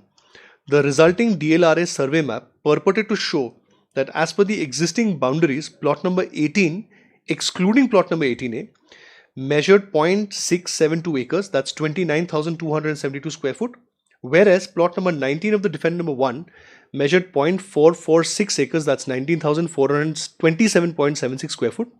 This survey indicated that the defendant number 1 had encroached upon between 0.174 to 0.213 acres, that's 7,588 to 9,278 square foot. But it is not definitive, this figure. That the plaintiff had once again brought these various discrepancies to the notice of the defendant number 3 vide his letter dated so-and-so. This is again 1997, the plaintiff's third such letter. The defendant was pleased to take immediate cognizance of the matter vide his letter dated 2/8/1997, wherein he acknowledged the full extent of the discrepancy and for the first time made an unequivocal observation that the plaintiff's plot number 18 has been encroached upon either from plot number 17 or plot number 19. Again, not a definitive finding. The defendant number 4 also once again gave a clear direction to the defendant number 5 to survey and demarcate the plot number 18 measuring 36,860 square foot on the ground, keeping the area of the land intact to the extent possible. That on 30/9/1997, the officials of the defendant number 5 proceeded to demarcate the boundaries between the plaintiff's plot number 18 and plot number 19 in possession of the defendant number 1. However, the resulting DLRS survey map dated 22/10/1997 measured plot number 18 and 18A collectively as 38,768 square foot and plot number 19 as 16,988 square foot. Subtracting the 6,700 square foot of plot number 18A, this left the plaintiff's plot number 18 with an area measuring approximately 32,000 square foot as opposed to the 36,860 square foot specified by the defendant number 4. So internally in the department, they themselves weren't sure how much was the exact area with the plaintiff and how much was exactly lost, either on account of the previous sales or on account of the alleged encroachment. A bare perusal of the 22/10/1997 survey map reveals that the marginal improvement in the plaintiff's acreage therein when compared to the earlier surveys was on account of the defendant number 5 for the first time creating an artificial indentation in the plot number 18's western boundary with the plot number 19 in a manner which suggested a desire to leave quarters of the defendant number 1 on the encroached portion of the property undisturbed.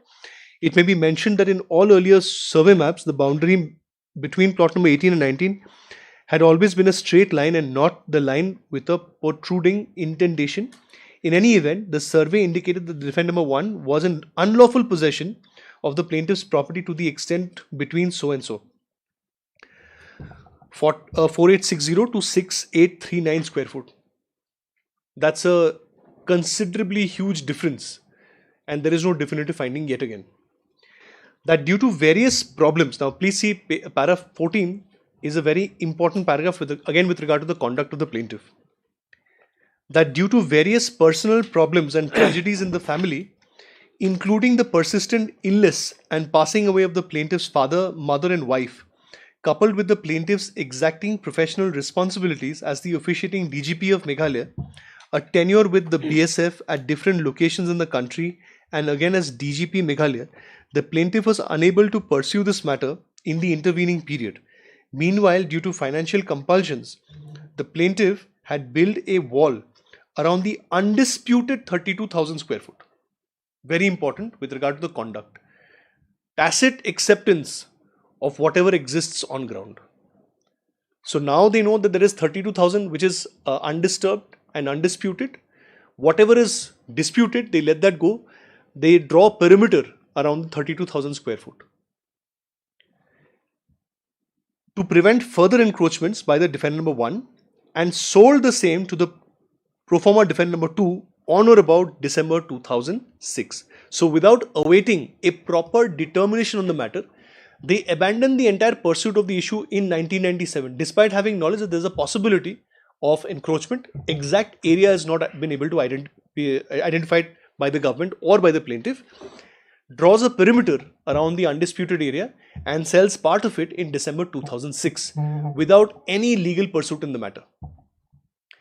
This portion of the property, being the subject of a second sale by the plaintiff, was marked as plot number 18B in the revenue records.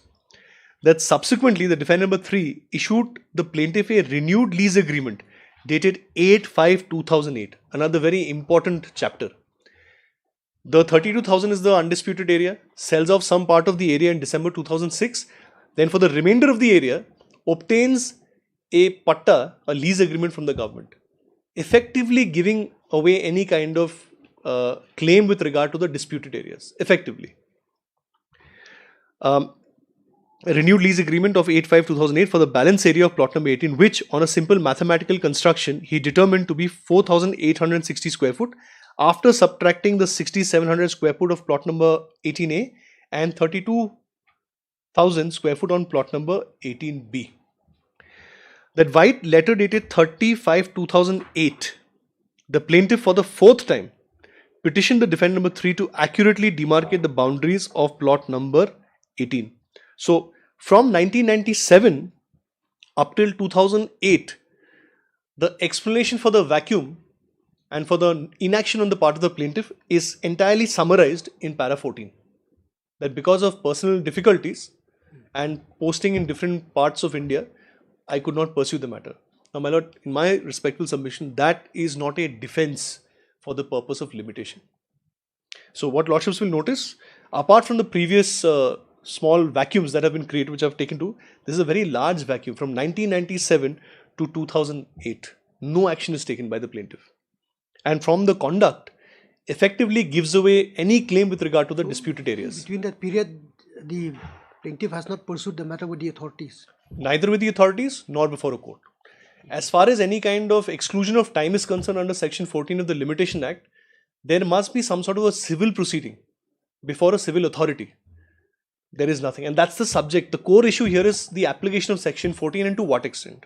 My friend has sought exclusion of time under Section 14. The court has given him the benefit without even deciding the factual issues. Court must know from which period to which period Section 14 will apply. We have shown from the statements made in the plaint that he is not entitled to the benefit of Section 14 because he has not explained this entire vacuum. This explanation contained in Section 14 is not a valid explanation. Section 14 can only be attracted when there is a proceeding pending. There is no proceeding pending in this period. Also that 3 years vacuum period which I indicated earlier, prior to 2010. So here from 1997 till 2008, that's 8, 9, 10, 11 years, there is no proceeding pending in any court. Either a judicial proceeding or a quasi-judicial proceeding, nothing pending. So Section 14 is not attracted at all. Now in the plaint, I'll take your lordships, they asked for exclusion of time from 1993 up until 2021 when they actually filed the suit. for the entire period by saying we were pursuing this remedy. How can you possibly say that you were pursuing a remedy from 1997 to 2008 when in your own petition in para 14 you say I could not pursue the matter because of my own personal difficulties? So section 14, the benefit of section 14 cannot be extended to the plaintiff by his own statements made in the plaint. Then please come to para 16, my lord. That by his letter dated 30/5/2008, the plaintiff for the fourth time petitioned the defendant number 4 to accurately demarcate boundaries of plot number 18 and 18A and 18B 19 in order to identify and restore the missing area of the property in the ground. Now they are already aware of whatever loss the plaintiff has suffered. Third, there's no point constantly and repeatedly carrying out surveys and demarcations. Despite being aware that there has been a loss to the property, you've been selling off parts of the property and drawing perimeters with whatever's left. Now for the fourth time, they themselves say 4 attempts have been made to identify the loss. You're already aware of the loss. By repeatedly finding out what your loss is, you don't receive a new cause of action. It does not furnish a new cause of action to the plaintiff to come to the court. The survey was notified for 26/8/2008. To the plaintiff's great disappointment, the survey demarcation report number so-and-so dated 3/11/2008 of the defendant number 5 and DLRS survey map dated August 2008 failed yet again to demarcate the plaintiff's property on the ground. The defendant number 5 instead relied on a flawed ex parte cadastral survey map of 63/64 produced under the Assam administration which recorded the area of the plaintiff's original undivided plot of number 18 as 0.794 acres. That's 34,586.64 square feet. So the department themselves are referring to 2 different yardsticks. In one survey, they have a particular area that they identify. In this particular survey, they identify the plaintiff's property as a different area. While recording the area of plot number 19 as so-and-so, more or less, the accompanying DLRS survey map of August 2008 surveyed plot number 18/18B as so-and-so, so-and-so. And I'll skip this, Your Honor. Then kindly turn to para 17. That the plaintiff by his petition dated 24/3/2009 comprehensively laid down all the above facts for the consideration of the defendant number 3 and for the 5th time once again requested a survey and demarcation of plot number 18 and plot number 19 which would identify and restore to the plaintiff the area of plot number 18 which had been encroached upon defendant number 1. Now, with a flourish of language, they've tried to improve their case by constantly saying our letters not just prayed for a survey but also prayed for restoration. I'll take your lordship through the letters. There was no prayer for restoration. It was only a prayer for survey. Under the Assam Land and Revenue Regulation, the question of restoration of encroached land does not arise. What they can only attend to is a case of a boundary dispute. As far as restoration or recovery of encroached land is concerned, you have to go to the civil court praying for recovery. So in an attempt to try and improve the case, they've inserted these expressions of restoration. In para 18, minute, that further in the year, I may just skip all this because it just goes on to explain in great detail. It's a reiteration. It's those details I'm sure my friend will refer to. For my purpose may not be relevant. There are just exchange of letters. I'm concerned about actually any attempt on the part of the plaintiff to approach the court by instituting a suit. These are just correspondences made with the department at various different stages with regard to a loss of area, encroachment, and 4th, 5th time seeking a survey of the property. These cannot be treated as civil proceedings within the meaning of section 14. Now, as far as the next explanation of the plaintiff is concerned, my lord will just come to para 27 at page 69. So there are different meetings held at different levels of the government, and these may not be consequential at the moment. I'll come back to them when it is relevant. Please have page 69, para 27. Yes. This is with the heading interim litigation. That left with no other recourse, the plaintiff approached the Honorable Guwahati High Court in WPC number so-and-so, seeking various concurrent and alternative reliefs, including mandamus to direct the defendant number 3 and number 5 to implement the findings of defendant number 3's report dated 11/5/2010. Now here may I just pause and just point out, another inquiry was held and the DC, without being competent to do so, made certain observations that the plaintiff had already suffered a loss of the area. That is the report that is referred to in this letter dated 11/5/2010. What is also relevant is that the DLRS department sent the matter back, said we are not going to continue carrying out fresh demarcations, went up to the higher authorities for approval. This was merely an expression of an opinion. The authorities in the government refused this, rejected it, asked the DC to resurvey the property. So this order of 11/5/2010 lost its significance. And I'll take your lordship to that in detail later. So aggrieved with the fact that 11/5/2010 was not being implemented, it had already lost significance, the plaintiff approached this Honorable High Court by way of a writ petition in 2010. This is an important fact to be noted. 2010 was the first actual attempt on the part of the petitioner to approach the court for any sort of relief. That the learned single judge of the Guwahati High Court, in his order and judgment dated 23/9/2011, in the writ petition, directed the defendant number 3's report findings dated 11/5/2010 to be implemented by the defendant number 3 and 5 within 2 months of receipt of the order, after observing in para 13 of the judgment that so and so, I'll skip this for the moment, my lord, please have para 29, that in implementing the order of the Guwahati High Court, the defendant number 3 issued the plaintiff a fresh lease agreement for plot number 19 for the land at measuring 6,032 square foot. The plaintiff continues to pay lease under the above mentioned lease agreement to date. The DLRS also demarcated the above so and so square foot wide survey and demarcation map dated 29/11/2012. But once again, no attempt was made to evict the defendant number 1 from the encroachments on the ground. So whatever opinion was contained in the letter of 11/5/2010, immediately, to avoid any contempt, was taken care of and a lease agreement was issued for the area of 6,032. But it is an admitted position at the bar that the plaintiff is actually not an occupation of 6,032 square foot. It's much lesser.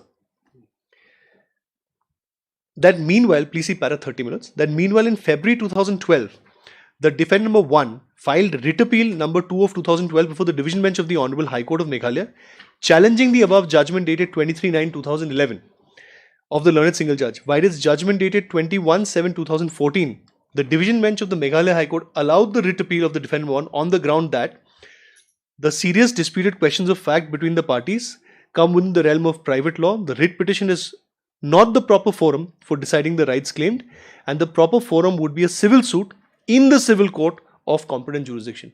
May I read this again, my lord? The proper forum would be a civil suit in the civil court of competent jurisdiction. Clear as day, very simple language. So it's expected now that the plaintiff immediately approaches the civil court, files a suit for declaration and for recovery of the lost land. That in the subsequent SLP filed with the plaintiff, the Honorable Supreme Court, by its order dated so and so, agreed with the division bench of the Honorable High Court. So a further challenge was preferred by the plaintiff before the Honorable Supreme Court against the division bench's order. He did not succeed, and the judgment of the Honorable Division Bench was upheld. So at this point, my lord, this is a judgment of the Honorable Supreme Court dated 12/5/2014, repelling the case of the plaintiff. At that point, the plaintiff was fully aware his remedy was not before a writ court, his remedy was before a civil court by way of a civil suit. Very clear. Now further notice the conduct of the plaintiff. He chooses not to go for the civil court. Please see page 72, para 31. That pursuant to the above mentioned order of the Honorable Supreme Court, and after seeking advice of legal counsel, the plaintiff decided to file a formal application dated 11/8/2015 under section 23C of the Assam Land and Revenue Regulation, read with para 8 of the plaintiff's lease agreement before the defendant number 3, in the latter's capacity as the quasi-judicial court of fact in such disputes involving revenue land. The plaintiff in all his earlier letters had approached the defendant number 3 in the latter's administrative capacity only. This is a very, very important admission and concession made by the plaintiff. Two things are very important. From 1993, plaintiff has information throughout that there is encroachment. This is further cemented by the fact that there are inquiry reports suggesting that there is a possible encroachment. Plaintiff does not approach the civil court. 2010, for the first time, he approaches the High Court in its writ jurisdiction. He does not succeed, and this is clarified by the Honorable Supreme Court in 2014. So that's 4 years of litigation only. So at best, the plaintiff has any sort of benefit. If the plaintiff seeks the benefit of Section 14, it will only be with those 4 years. Now, there could be a question that what about the letters of inquiries that were made with the departments for surveys? Plaintiff himself says this here in the last line. The plaintiff in his earlier letters had approached the defendant number 3 in the latter's administrative capacity only. And by way of this new application under Section 23 of the Land and Revenue Regulation, he invokes a quasi-judicial jurisdiction of the court, of the defendant number 3, for the first time. So his admission is, prior to that, I never went to them in their quasi-judicial capacity. Then one could say that, yes, it was a civil proceeding pending before an authority. He himself now admits that I never went to them in their judicial or quasi-judicial capacity. I was there before them in their administrative capacity. So by this letter of 11/8/2015, for the first time, he approaches them for some sort of a determination in their quasi-judicial capacity. Now, interestingly, my lords, this letter is not enclosed. And this is not before your lordships. That once again the matter remained inordinately delayed with the defendant number 3 despite the plaintiff's repeated pleas for expeditious disposal, forcing the plaintiff to approach the Honorable High Court again in WPC number so-and-so of 2021. The Honorable High Court in its order dated 16/4/2021 in the said petition directed the defendant number 3 to dispose of the plaintiff's application under 23C of the Assam Land and Revenue Regulation within 2 months from the date of the order. That when the defendant number 3 failed to comply with the above order, the plaintiff once again approached the Honorable High Court of Meghalaya in a contempt case. The plaintiff fatigued, now please see, the plaintiff fatigued for 27 years of delayed litigation. This is in excess, a statement made in excess. Lordships have seen. It's as clear as water. He can't claim 27 years of litigation. Where is the litigation of 27 years? He makes an admission at para 31 saying that I never approached any of these authorities in their quasi-judicial capacity. And here he makes a statement which is quite a stretch of an imagination that 27 years he's fatigued with litigation. And now being in advanced stage, also sent a without prejudice offer of settlement dated 21/6/2021 to the defendant number 2, to which the plaintiff never received a response.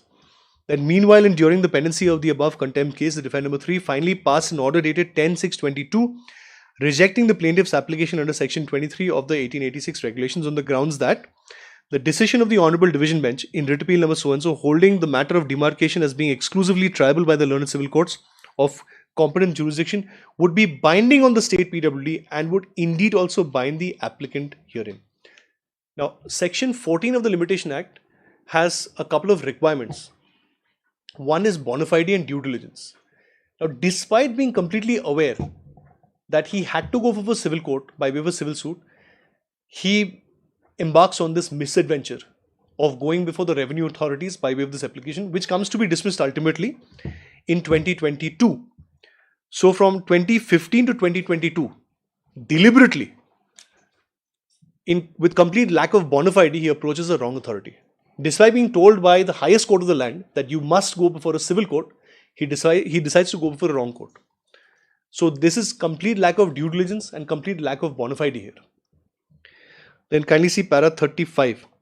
That following the above decision of the defendant number 3 with regard to the application under Section 23(1)(c) of the Assam Land and Revenue Regulation, the plaintiff recently in the month of August 23 went to inspect the property, and during such visit inspection, the plaintiff was shocked to discover fresh constructions and extensions to the existing PWD quarters on the portion of the property encroached upon by the defendant number 1. Now, yet again, my lord, the dismissal of the petition before the DC happened on 10th of June 2022. Even thereafter, Yes. the plaintiff chose not to come before the civil court. Instead, there is a complete vacuum till the next event that he narrates here, which occurs in the month of August 2023, where he revisits the property and allegedly discovers fresh encroachment. Or fresh construction, not encroachment, my lord. So there's nothing wrong with fresh construction in the property because nobody has said that the property belongs to the plaintiff. So whoever is in possession of the property is entitled to construct over that property. But what my lords will notice is that from 10/6/2022 up until August 2023, there is no action on the part of the plaintiff.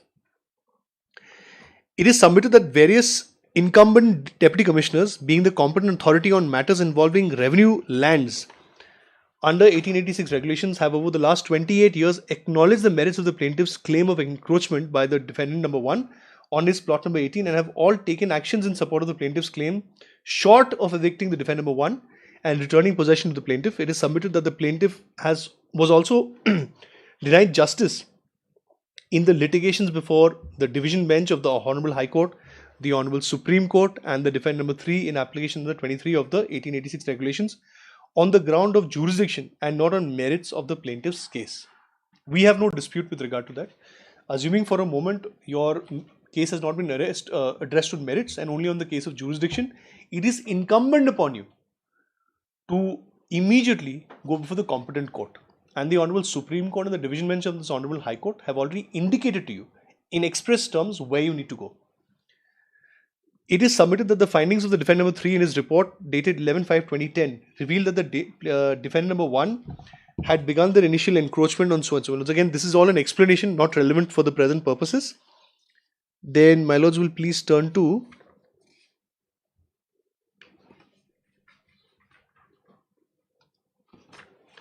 para 43.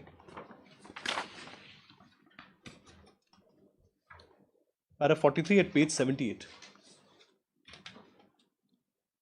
Yes. So here the plaintiff states that the plaintiff has no other efficacious remedy other to approach this Honorable Court by way of the present suit in light of the judgments of the Honorable High Court of Meghalaya, the Honorable Supreme Court, and the pro forma defendant number 1 as set out above. I don't know why this was a necessary statement. The Honorable Division Bench and the Honorable Supreme Court told you about this as far back as 2014. Go to the civil court. So from 14 till 2023, they sit over the matter, take no action in this. Now, whose fault is that? He gives an explanation that is only on account of jurisdiction, not on the merits. The issue on merits has never been addressed. Very true. But the fact remains it is your duty. It is your misdoing that you've not approached the civil court for relief. Then they go on to explain on the merits of the case, they advance some submissions. Then please turn to page 82.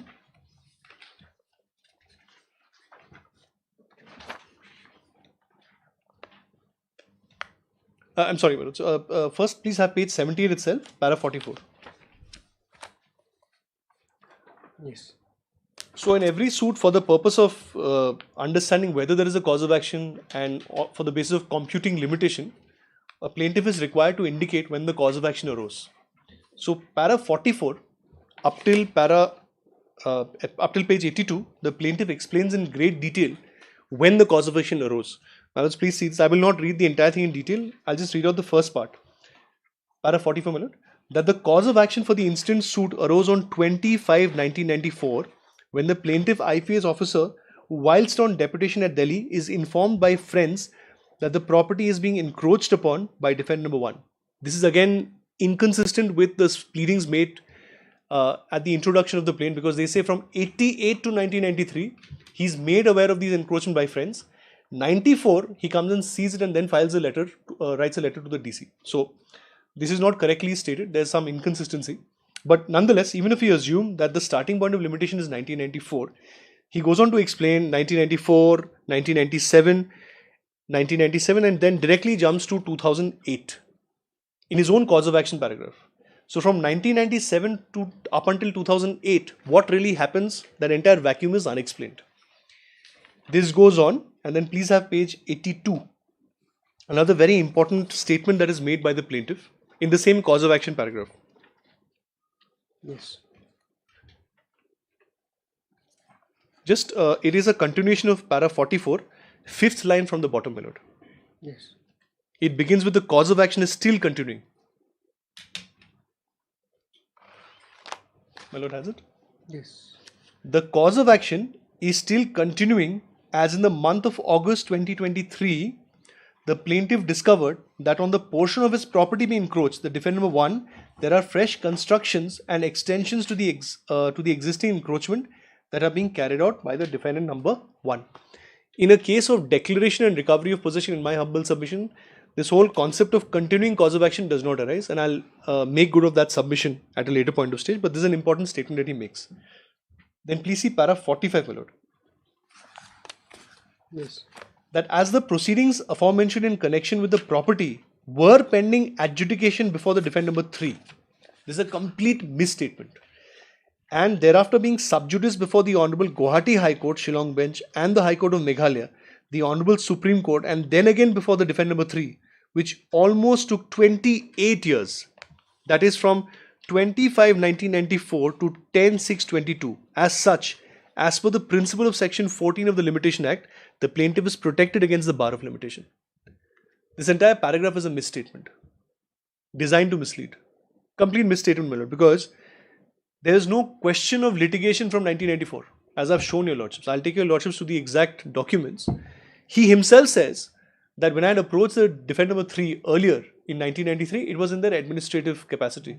I only approached them in 2015 in their quasi-judicial capacity. Here, by way of this misstatement, he says that I have been pursuing remedy for 28 years, that is from 25/1994, only to attract the benefit of Section 14, which on the face of it is not available to the plaintiff to claim.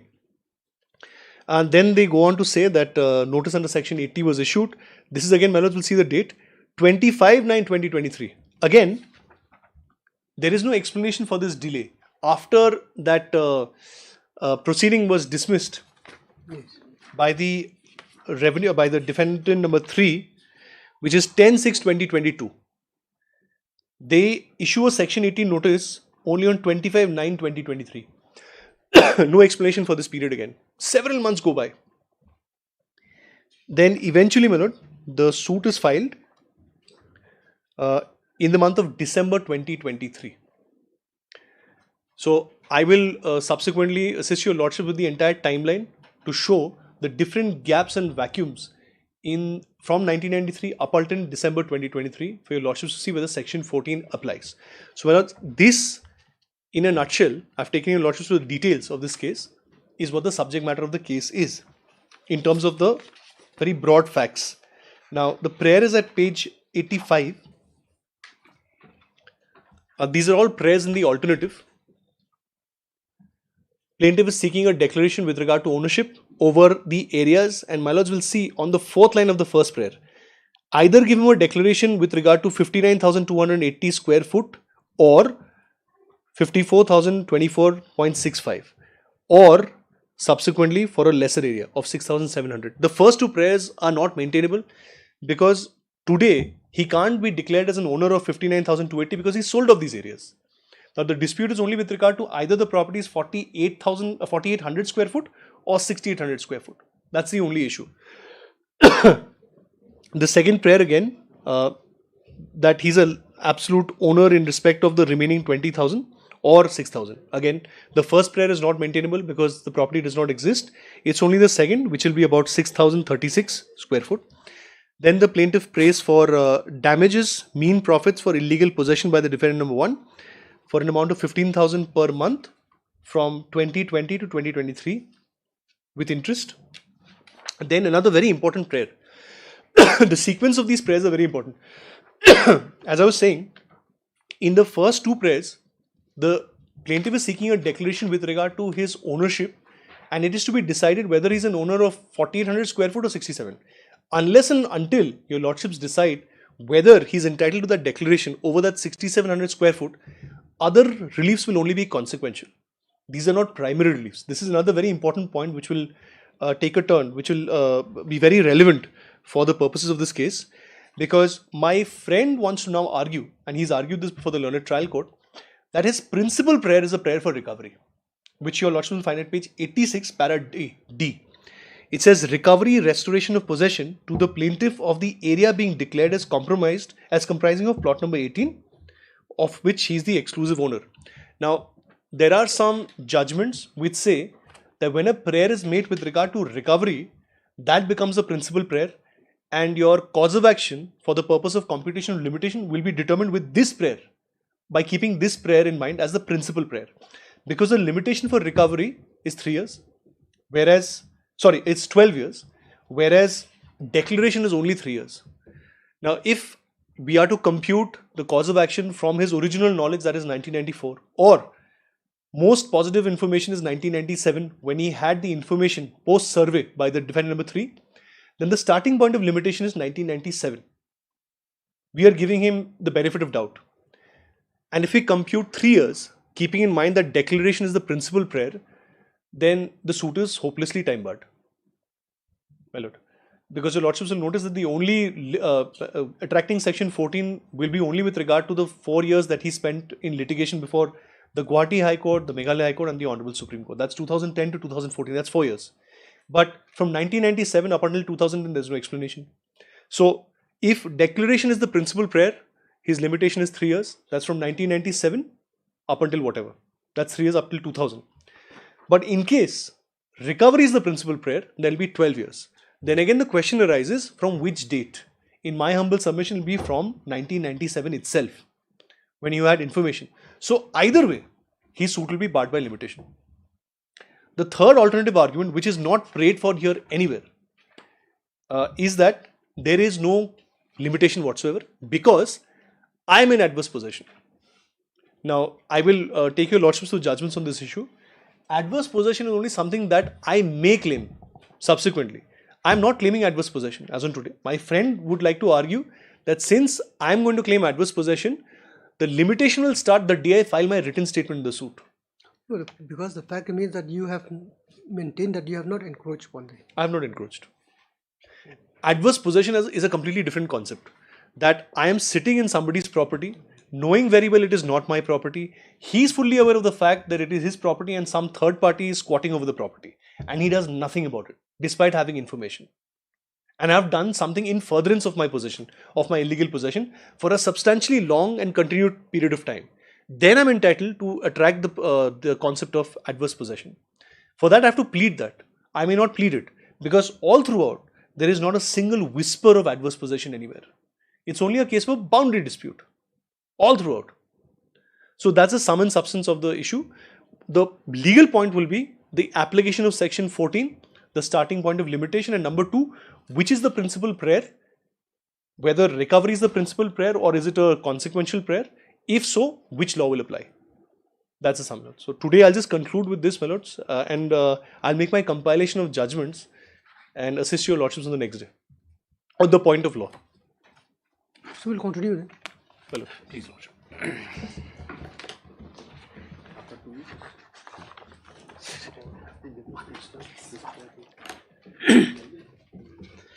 Heard Mr.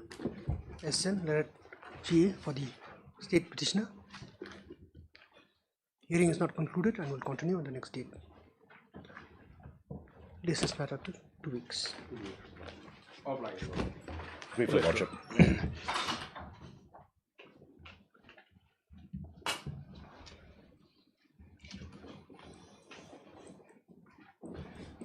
I started. Thank you. That is, thank you. I'm pretty well. I have to unpack this. When is Concari coming back? Next week. When you go back and enter report and all?